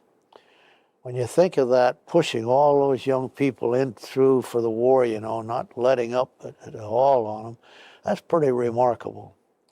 For the research airplanes, we flew for 30 years, and we lost 5 pilots. And that's not bad. Now, that's not the high hours that we're talking about. But, and every one of those were dead before they left the ground, and that is, somebody made a mistake and going to do something they couldn't handle. And some of them were pretty close and lived through it. Charlie Yeager survived a couple of real close ones. Tell me a little bit about the X-15. Well, the X-15 was to be the natural follow-on to the X-2, which fell out of the picture pretty early, so it was a very unique kind of an airplane, and it did not have a good reputation amongst the people who had all the answers. Kelly Johnson said it would do nothing but prove the bravery of the pilot. Well, in the end, it turned out to be one of the most productive research vehicles we ever had, and probably paved a lot of ground going into space that we wouldn't have had information on, both with atmosphere, heating rates, aerodynamics, and all those things that it takes. The X-15 originally was planned to go 6,600 feet per second, fly 250,000 feet, and it did that. when we first proposed it, I decided that I was going to follow that airplane. I didn't want to leave the committee, but it was just such an opportunity that I made a deal with 2 or 3 of the manufacturers that I wanted to talk to them about working on the airplane during its whole development and manufacture as an engineer, and then take it into flight test. North American got it, and I got that opportunity. And I was 3 years in the design group on the X-15. I think I contributed to it. And then I took it into flight test and did the demonstration flights on it. And that was very interesting. The X-15 was like a bucking stallion, I'll tell you. It was going to kill me, or we were in a Mexican standoff for a while. But we finally broke it, and it turned out to be a good mount. What are you most proud of in your career? Just a good professional try. No particular thing. I'm proud of the X-15, but I can't be, because so many people had so much to do with it, who none of whom could have, or all of whom would have been missed terribly. And so just seeing an opportunity, that came out of the war, and for me, what I wanted to do, and taking advantage of that as much as I could. I'd like to go back and do some of it over again, but I don't have any particular single moment. What would you like to go back and do over again? Oh, professionally, I think maybe I could have hung in there a little bit better. I was inclined to stand on principle when all that did was get me kicked off a program, so I couldn't do anything about what I was arguing about. That doesn't make very good sense in hindsight, does it? And a lot of people do that, I got fired 3 times, and I'm pretty proud of twice. And so, Was mostly the bureaucracy that you were fighting against? not the bureaucracy. I don't know how to discuss those things without being negative, And it serves no purpose. I got fired off of the Apollo because I stood up against NASA. And you didn't stand up against NASA, particularly if you were a customer who was getting $2 billion a year out of them. So NASA recommended North American that I be removed from the job, and I was on the Apollo. Frankly, though, I think that what we were fighting for, we won, and we got to the moon, and that was to discipline these things without any yielding to those disciplines that would guarantee that Armstrong would get back. My first battle with NASA was 3 years before the fire. We knew it was going to happen, and we fought like hell to find another way to do that ground test where we were going to have that very high total pressure of pure oxygen in that cockpit. But no, sir, NASA was going to do it their way, and I was told to shut up or get off the program. So I shut up. I regret that. And it wasn't that we were so smart, but we could demonstrate that explosion was almost inevitable.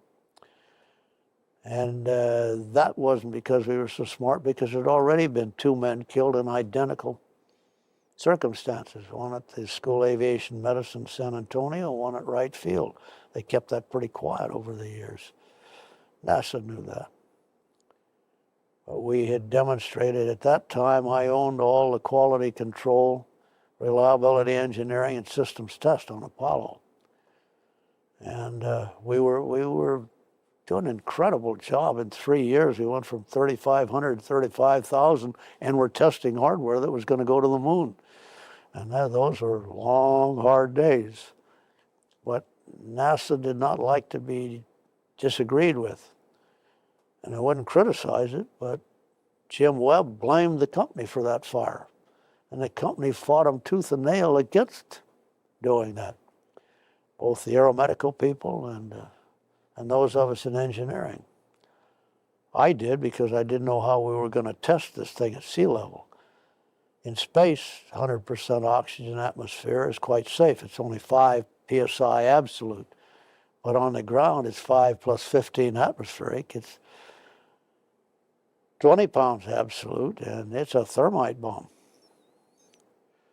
So it's those kinds of things that I stood up for that got me in trouble professionally, and so finally I just had to go to the airlines and work for them.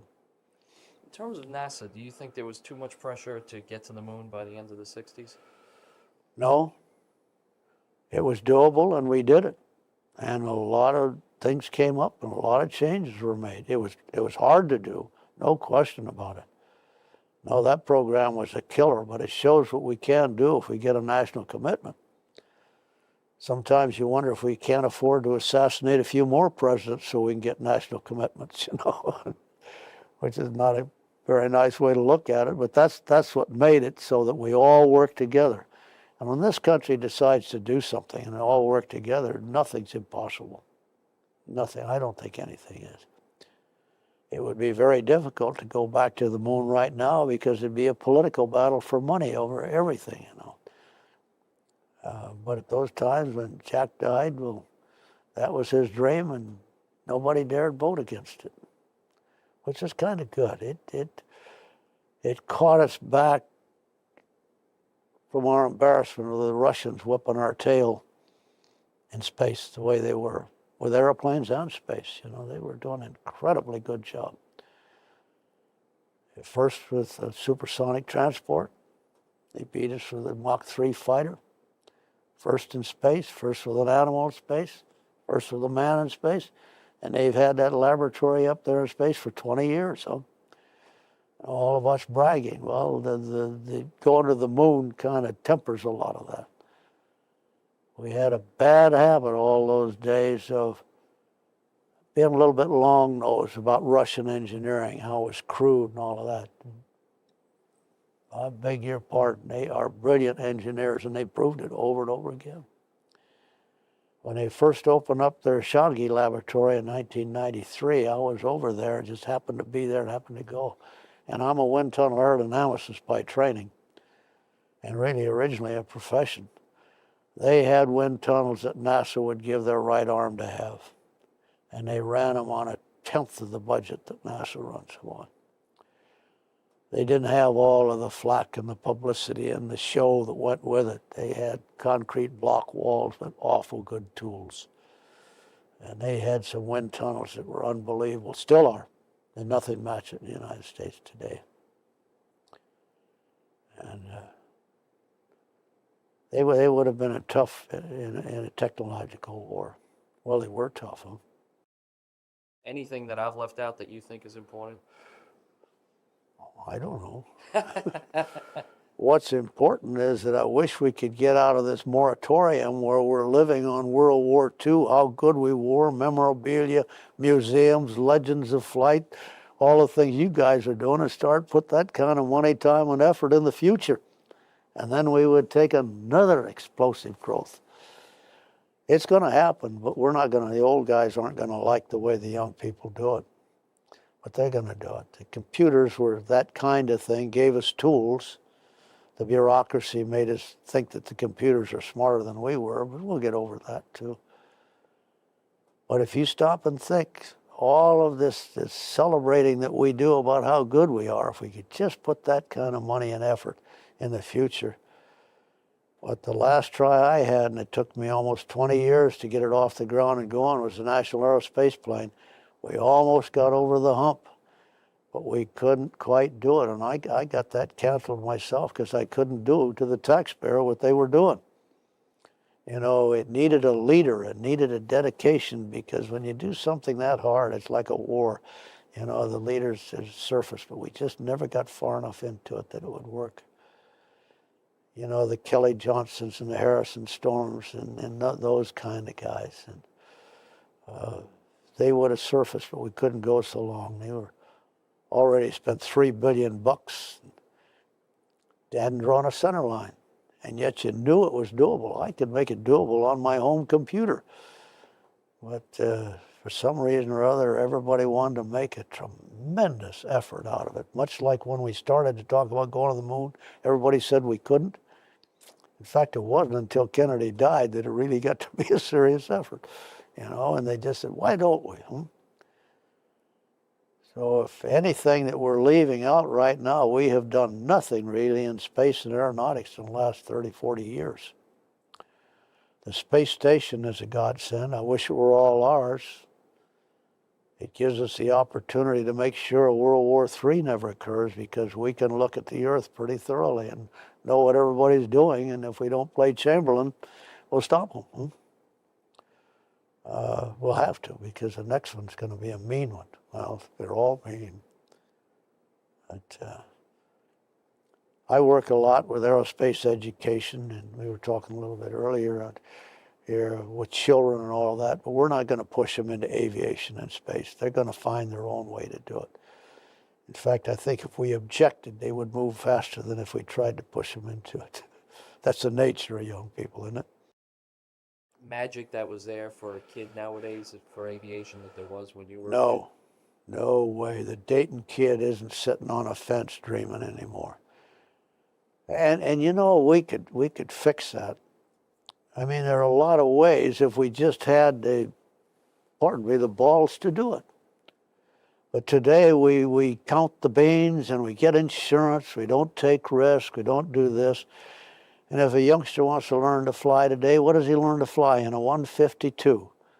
Now, what bright up-and-coming young man wants to fly in a 152? But we have little jet engines today that, I want one of those, huh? And we could make a cheap trainer below $100,000, the cost of a sports car.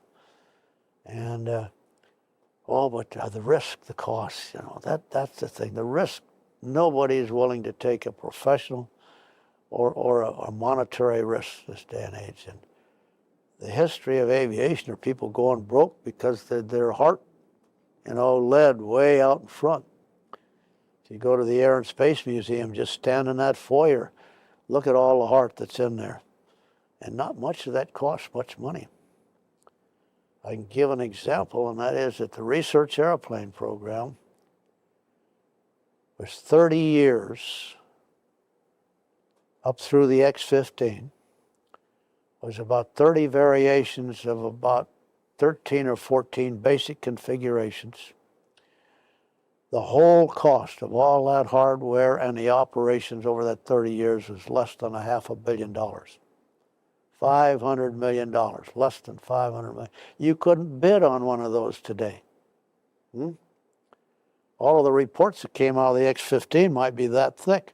Your bid today would be that thick to make an X-15. And that's what was beginning to happen to the aerospace plane. It was doable. You could prove analytically that while there are a lot of things we had to learn, just like with the X-15 and the Apollo and everything else, that we could do it. But you have to do it with a lot of heart in it. And we've changed quite a bit. It used to be that a general would say, hey, do that, and he'd do it. But today he has to ask his colonels to study it, and then he has to follow their recommendation. And that's no way to run a ball game, I don't think. We could do an awful lot in aviation right now if we just made up our mind and go do it. And here I'm sitting here talking about it. Probably I should be doing it too. The National Aerospace Plan was, we put out the first contract in 1986. And it was to be an effort to make an orbital turnaround vehicle that would go to space as an air breather. About 78% of the load lifted off of the Cape Canaveral on the Space Shuttle is oxygen. And it's to be had for free in the atmosphere. Every engine we have, except rockets, uses Earth's atmosphere to breathe. If we could do that, we could reduce the cost of going to space by maybe 2 orders of magnitude. Instead of $1,400 or $140, maybe $14 a pound. And it was a dream of a lot of us to now sophisticate all we'd learned through the brutishness of rocket technology, which is the only way we could do it. So we had a scheme for an air-breathing airplane that would take off from a runway, fly to orbit, and you can as an air breather. People say, there's no air up there, but there are ways to do this. even if we did have to use rockets, and I would have accepted that, the last 3 or 4 Mach numbers, that's okay too, and return. And that would be kind of make the space station and the space shuttle really be meaningful, so we'd have some alacrity and flexibility and turnaround capability to go into space. And really, NASA was interested in Mars, and other people were talking about going to the moon, and I kind of think our problems here on Earth to solve these problems first. Cislunar space is where we're going to really get the advantage of these new technology. We've already got a tremendous advantage from it. Well, the aerospace plane was supposed to do that, and one of the derivatives was a Mach 5 transport. What Reagan called, or used our name, the Orient Express. I don't remember that. It would take aerospace plane technology to do the Orient Express, and it was very attractive in that you could fly from New York to Beijing in under 2 hours. And actually, it turned out to be very good economically because, you know, time and speed is really where the economics come into this thing. But that didn't get very far. It did a lot of good, though, because my scheme was that we ought to be a nation against the world, much as Russia was, rather than a company against the world. So why not muster an alliance of all of our major airframe manufacturers to build a national aerospace plane? Then we get the benefit of all of the talent and input in the country, with a tremendous financial base to make it possible. We did that with materials. The phase 1 was just to look at all of the materials. And all of the engineering people from the 5 major manufacturers got together, and we had quantum leaps in our understanding of materials. High solidification ratio metals, you know, some of these glass metals that we had, controlling the structure, the crystal structure of metals and all of that, which just started a whole new world of materials. Carbon fibers are one of those things, and look at what we're getting out of carbon fiber material today, compound materials. And that worked pretty well, and everybody got together and shared it. And in that scheme, no company was barred from doing what they wanted, but each one of them had a main aim to take care of, you know, whether it be metals, organic materials, so whatever it was. But when we tried to do the aerospace plane, we had the 5 industries got together, and it was led by North American, which would have been a good leader, but they didn't put an engineer in charge. They put a Harvard MBA in charge. That was, I shouldn't be that critical, but nevertheless, the companies got to arguing about, well, you got the last engineering decision, let's vote. I want the next one. Well, you don't do that. And that was this bureaucracy working. And actually, they spent an awful lot of money and weren't getting anywhere. And so I talked to the congressman I was working with on this thing at the time. I was a technical advisor at Congress at that time. Told him, hey, let's cancel this. We can't do this to the taxpayer, you know. $3 billion before you get started, you know, and it would have been as expensive maybe as Apollo. But the results would have been well worthwhile. We would have shrunk the Earth down to size. We would have had a lot of commerce in space, not just one space station that we try to get money out of Russia to help us build and that sort of thing. But everyone had their own axe to grind rather than takes a leader, a real leader, to lead a thing like that, and he didn't surface. That's really what. Are we the same country? Do we have the same national character and national spirit that won World War II that could do the test pilot program, or has it all been lost? Yeah. It's always been difficult to motivate this country. This goes from the Revolutionary War through the Civil War, the Spanish-American War. We've always been, you know, we can get together again to do anything. And we've had an awful lot of large immigration here since, say, Cuba and all of that. We've got, again, the best of the world in that. We're ready to do anything, and we can. That was a mistake that Hitler kind of seemed to think that we were decadent, and we weren't going to be able to stand up to him. Well, he got his arse whipped, and we can do that again if necessary, and we're in a position to do it. Yes, we are the same country, though they're an awful... Nothing's perfect, I guess. This country's not perfect. It was constructed so that it's virtually indestructible as a system. And that's because, incidentally, 3 engineers designed the country, Washington, Jefferson, and Franklin.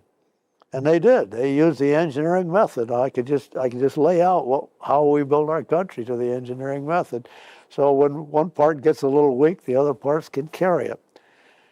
But it had its problems. Certainly there was not a union in the 1860s, huh? And there's still not a union. But when we go to war, we go to war, and we'll win it. I wish we could go to war with the technology that's there for us to do, because, and use this computer here. These computers, they're good tools, but the real computer is the inventive mind, isn't it? And it could take us a long way into what we would like to do. We have done that. We don't take advantage of it. We try to kill ourselves. For instance, nobody ever thought that the Middle West, that dry country, would be the world's breadbasket, huh?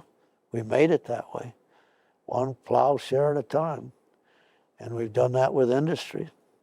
Yet we've given all that industry away, sometimes foolishly, sometimes through just decisions made by people who thought they knew what they were talking about. As Jimmy Carter gave away the carbon fiber business to Japan through a rather presumptuous, patronizing attitude that he knew all there was to know about such engineering.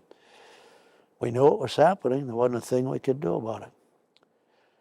And if we just quit, doing those dumb things, we never will. We'll always manage. So I'm not a pessimist about this country at all. There's a lot of negative, but there's an awful lot positive going for us. And as I mentioned earlier, I've lectured from Miami to Seattle and from Caltech to MIT, and this is the smartest generation we've ever had. The last couple of generations, I guess I've outlived 2 or 3 of them. And I'm hoping to just kick all the old guys out, start doing it their way. Because, the example isn't what you follow. I'm lecturing now. Those people that say people that ignore history are bound to repeat it, that's a bunch of baloney. The more we learn about history, the more we're bound to repeat it. It's the way we've always done it, huh? Look, it worked before, why doesn't it work now? One of the best things we had at Edwards were the research airplanes where we were all young, everybody in their 30s or less. We had really virtually no boss because we were doing what there was no precedent, no rules, no regulations, anything for. So we did what came naturally. We just made things work. And I think that early on this country did that, but we have kind of bogged ourselves down and we're the last great socialist republic in the world. And that'll break. We'll get over that. I think people will make it work.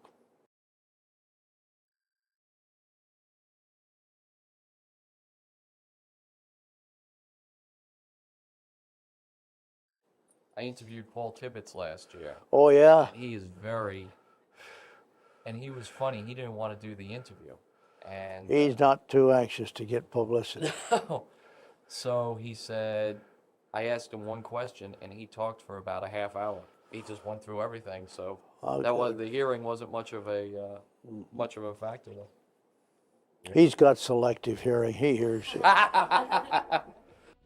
The X-15, designed to be purely and simply a research vehicle to provide aerodynamic, flight dynamic, and structural response data for use in the development of future manned hypersonic vehicles such as the Space Shuttle. No hypersonic wind tunnels, past or present, can provide accurate data for the design of a full-scale hypersonic airplane. The frontiers of flight today are the same as they were in the 1950s, the exploration of hypersonic flight. The X-15 will ultimately be viewed as the Wright Flyer of hypersonic airplanes. The X-15 flew to speeds and altitudes never previously achieved by winged vehicles. On the crisp, clear morning of November 9, 1961, a prospector working any of the many small mining claims in the bleak country around Mud Lake would have noticed the telltale broad white contrail signaling the approach of a strange formation of aircraft. If his eyesight was particularly acute, he might have discerned a giant Boeing NB-52B Stratofortress arrowing through Nevada's dark blue sky, flanked by two sleek little fighters, a North American F-100 Super Sabre and a Lockheed F-104 Starfighter. As he watched, he might have seen a long black dart drop from the B-52, followed by the sudden boom and crackling rumble of an igniting rocket engine. Boosted by 60,000 pounds of thrust, it leapt ahead of the big bomber and its chase planes, accelerating upwards as it burned a ton of anhydrous ammonia and liquid oxygen every 12 seconds. It arced into the trans-atmosphere, its white exhaust trail pointing like a finger toward the future. Not quite 90 seconds later, it was level at 102,000 feet, streaking towards Edwards Air Force Base in Southern California at Mach 6.04. Air Force test pilot Major Robert White had just become the first man to take an airplane to Mach 6, 6 times the speed of sound, flying the second of 3 North American Aviation X-15 research airplanes. Slightly less than 8 minutes and 200 miles later, trailed by another F-104 chase plane, the X-15, its propellants exhausted and now the world's fastest glider, dropped into a steep curve to a landing flare and touchdown on runway 18. Marked out on the hard-baked clay of Rogers Dry Lake, the world's largest natural landing site.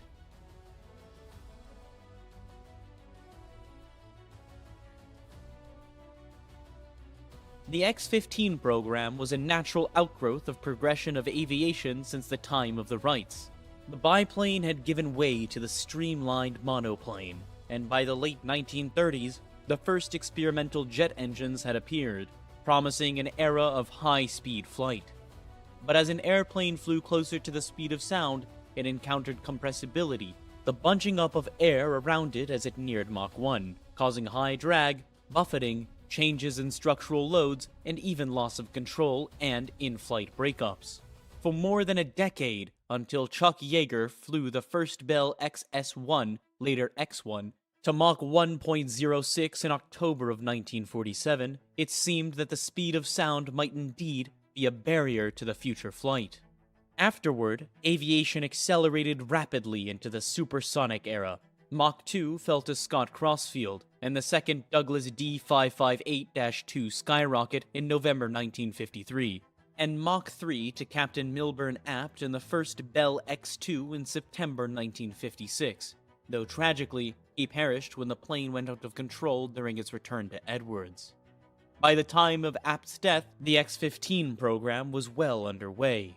Its designers faced formidable challenges. Bell had built advanced variants of the X-1 that could excel at Mach 2 and 90,000 feet, and the swept-wing X-2 could climb above 125,000 feet.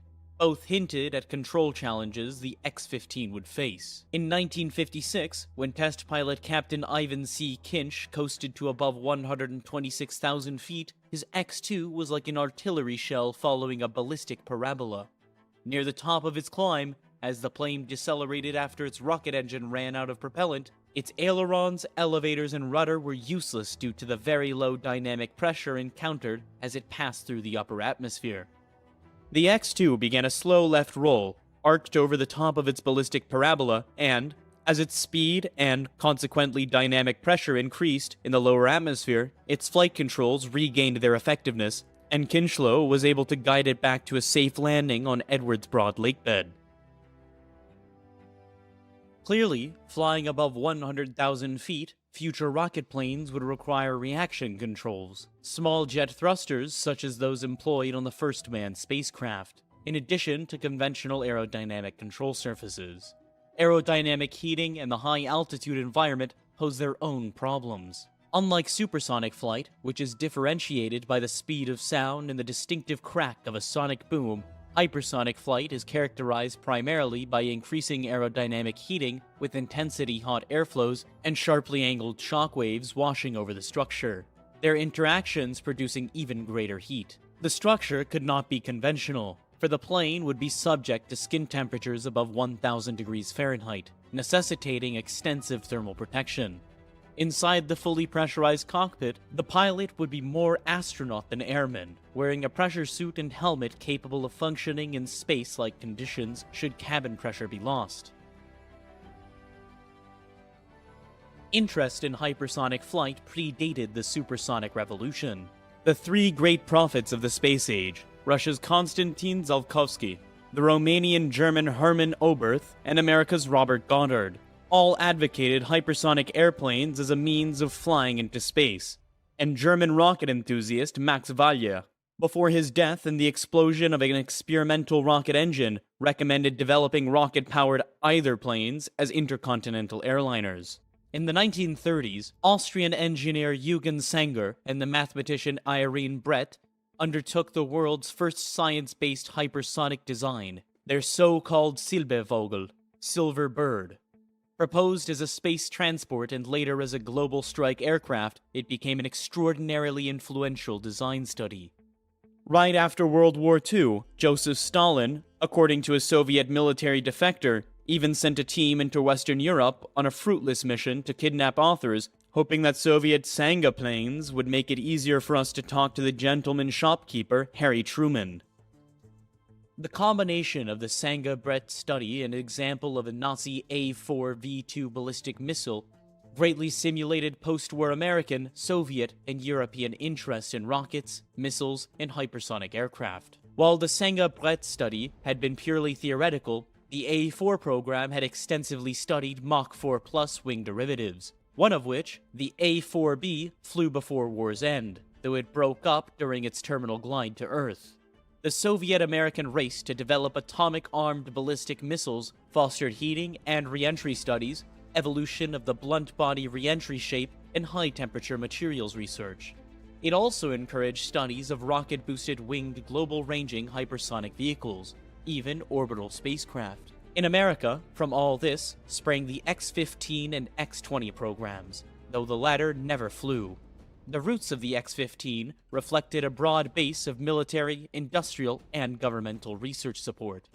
In 1951, Robert Woods, Bell Aircraft Corporation's chief engineer and a member of the National Advisory Committee for Aeronautics, prestigious aeronautics committee, called for development of new research airplane with performance similar to the A4's.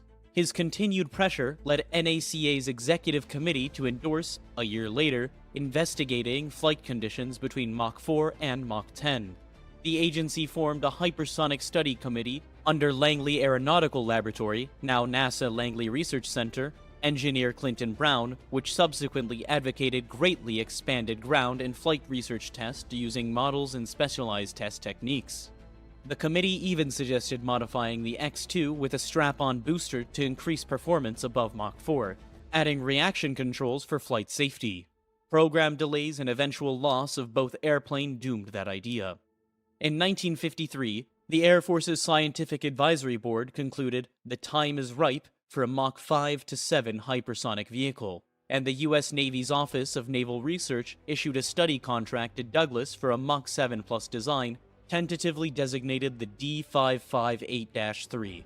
Air Force and Navy interest proved crucial to getting the X-15 program off the drawing board and into the air. The next year, 1954, marked the genesis of the X-15. Another NACA study team, headed by John Becker, undertook preliminary design of a Mach 6 rocket-boosted hypersonic research airplane.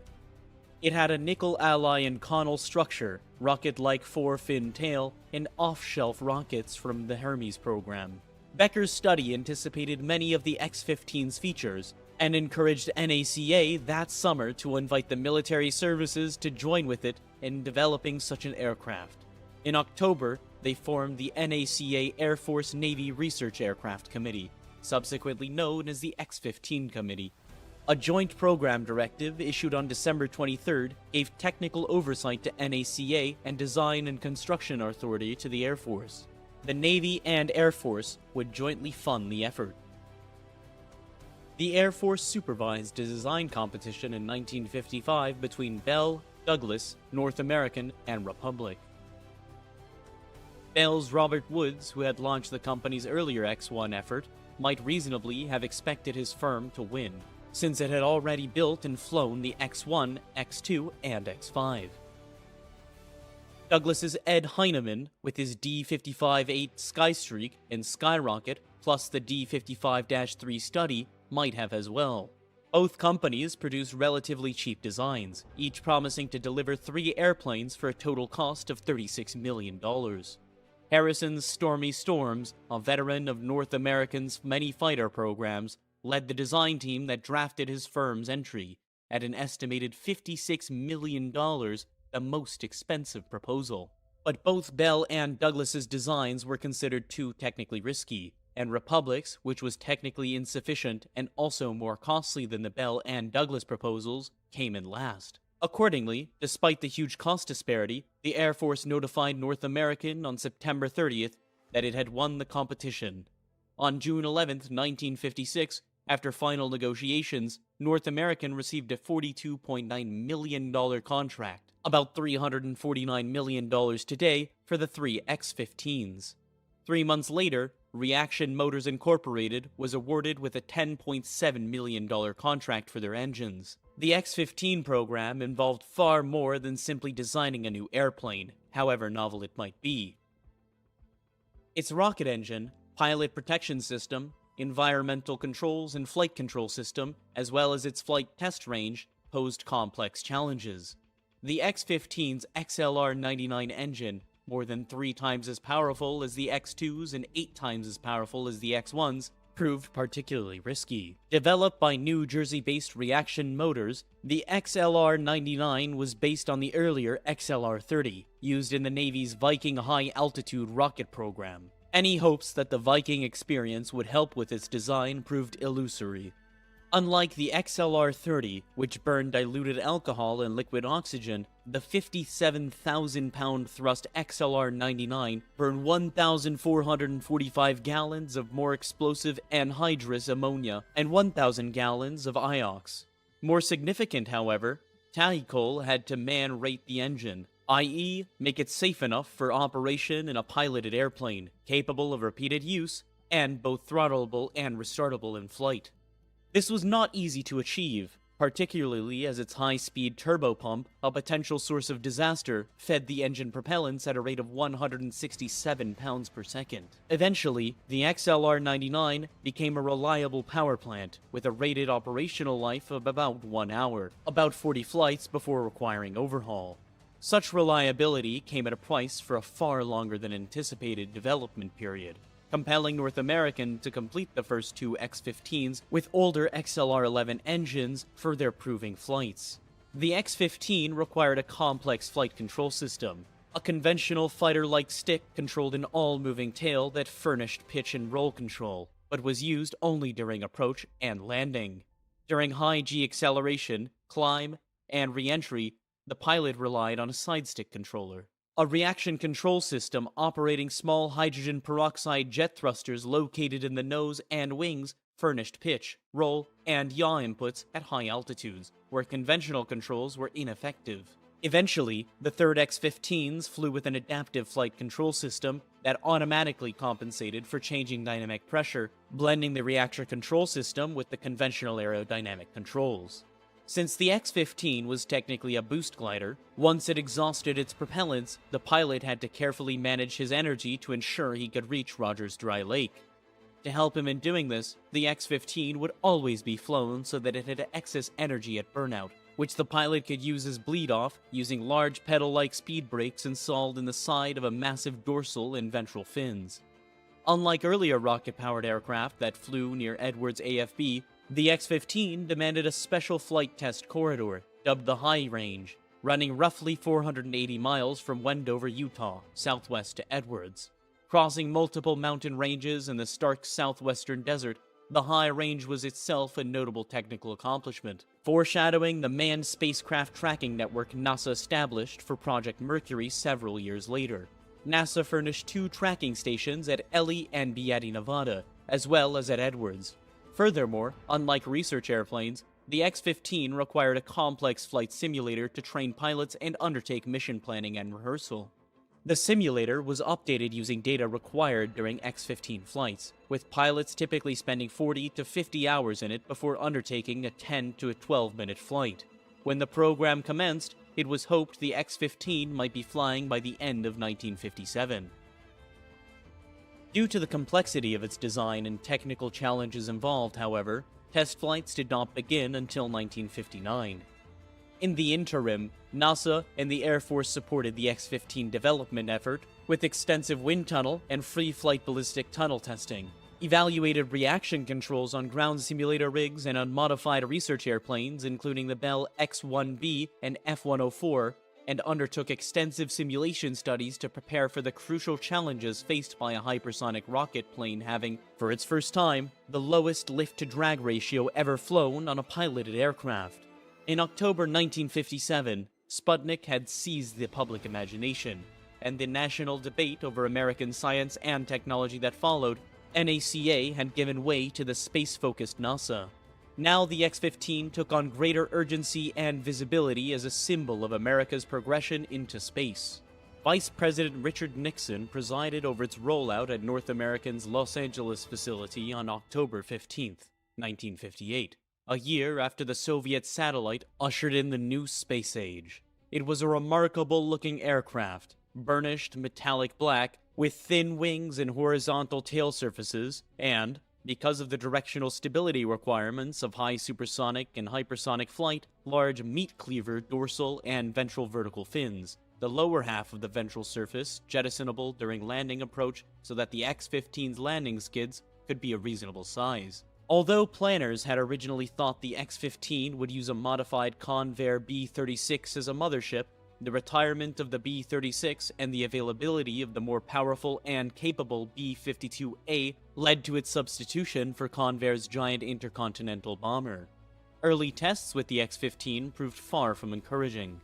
Piloted by North American test pilot Scott Crossfield, who had been so dedicated to the project that, as it began, he left NACA for North American, the first X-15, AF-56-6670, made its maiden captive flight on March 10, 1959, followed by its first glide flight on June 8.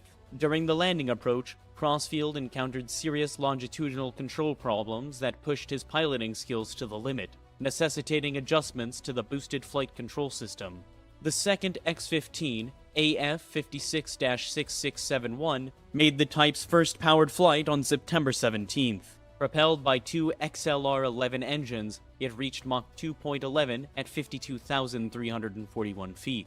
He completed another powered flight into Mach 2.15 a month later, but then, on November 5th, disaster struck when an engine fire forced an emergency landing on Rosamond Dry Lake, during which 6,671 broke its back.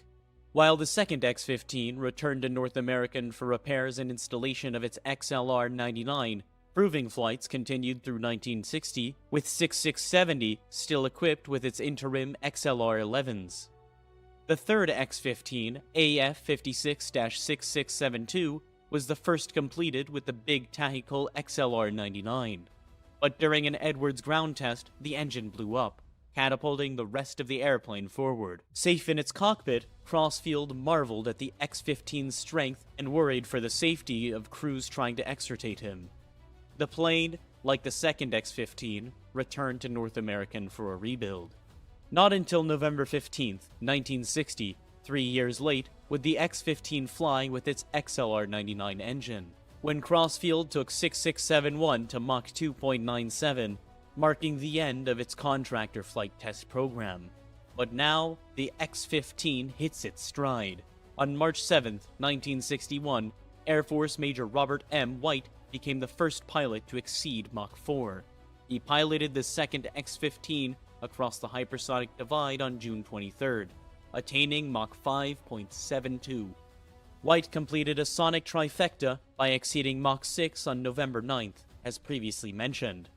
Nor was the boyish airman the X-15's only record setter. On August 22, 1963, NASA research pilot Joseph Walker attained 354,200 feet in the third X-15, taking it into space.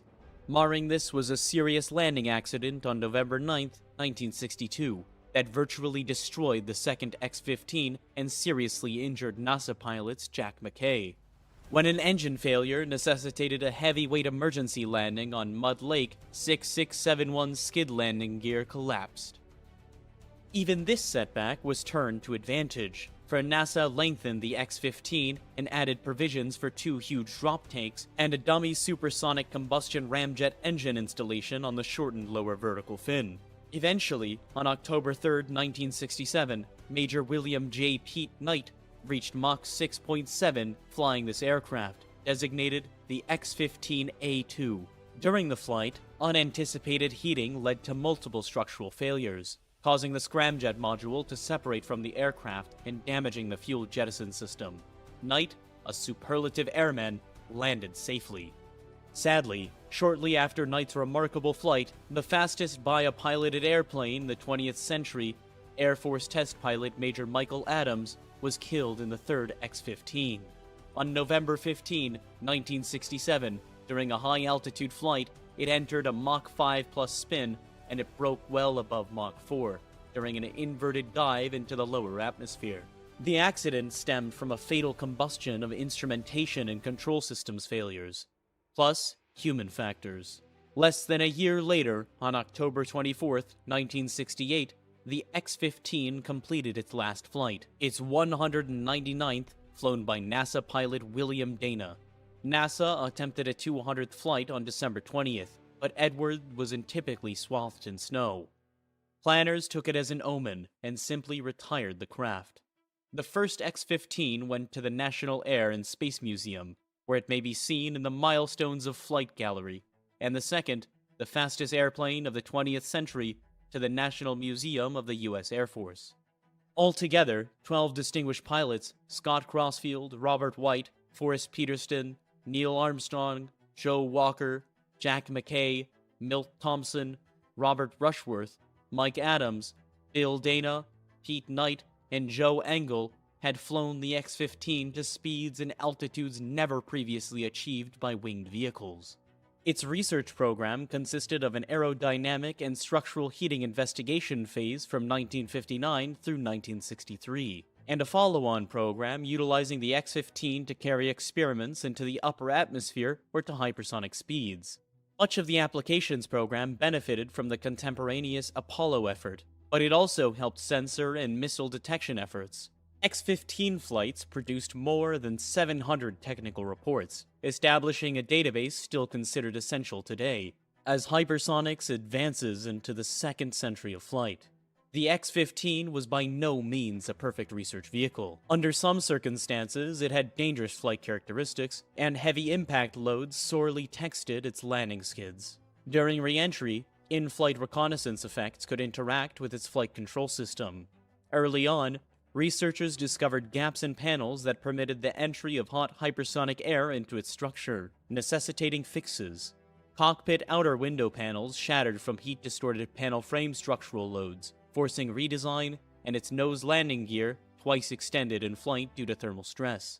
There were several landing incidents and accidents, one major ground explosion, and, of course, the sad loss of the third X-15 with Mike Adams. But overall, as a product of the pre-computer design era, and without the benefit of modern tools such as computational fluid dynamics and computer-aided design and manufacturing, the X-15 constituted a remarkable achievement, and an astonishing productive research program bridging the age of flight and the age of space. Fittingly, two of its most distinguished pilots went on to greater fame in the U.S. space program. Neil Armstrong became the first man to walk on the moon, and Joe Engel became one of NASA's first Space Shuttle mission commanders. Today, Air Force and NASA researchers pursue Mach 6 hypersonic flight with the air-breathing Boeing Pratt & Whitney Rocketdyne X-51A Wave Rider scramjet research vehicle.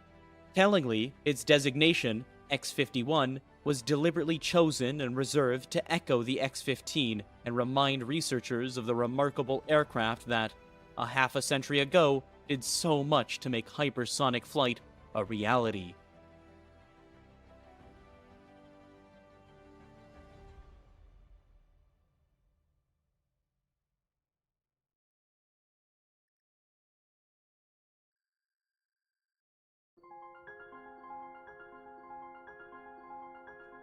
Aviation, the art of aeronautics, began with the dreamers, inventors, and daredevils who dared to defy gravity. The journey of aviation was nurtured by pioneers like the Wright brothers, whose first flight marked a historic milestone. The role of aircrafts in world wars was groundbreaking, dramatically changing warfare strategies. This initiated a technological evolution in aviation, transforming the simplistic wings of a biplane into the thunderous roar of jet engines. Let's journey through the ages of aviation. Behind every great aircraft, there were great minds. These visionaries, like Sir Frank Whittle, the innovator of the turbojet engine, redefined air travel. Then there's Skunkworks' Kelly Johnson, the genius behind the SR-71 Blackbird. His designs combined speed, stealth, and power, crafting machines that dominated the heavens. The contributions of these pioneers have left an indelible mark on the canvas of aviation, shaping the course of history and inspiring generations of engineers and aviators. Each epoch in aviation history gave birth to extraordinary aircrafts, each with their own unique features and roles. The Lockheed SR-71 Blackbird was a marvel of speed and stealth. The F-105 Thunderchief, a supersonic fighter bomber, was vital in the Vietnam War. The P-51 Mustang, a long-range fighter, was critical in World War II. The P-47 Thunderbolt, a heavyweight fighter, was used extensively in the same war.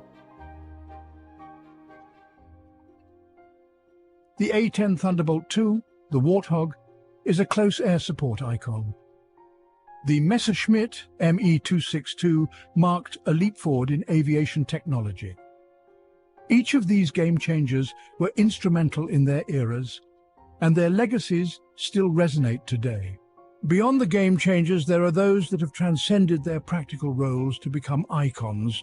The Concorde was not just an aircraft, it was a supersonic symbol of luxury and speed. The B-52 Stratofortress, a strategic bomber, is an icon of power and resilience. These magnificent machines and others like them have become much more than just aircrafts. They are enduring icons that encapsulate the audacious spirit, the relentless innovation, and the boundless ambition that define the world of aviation.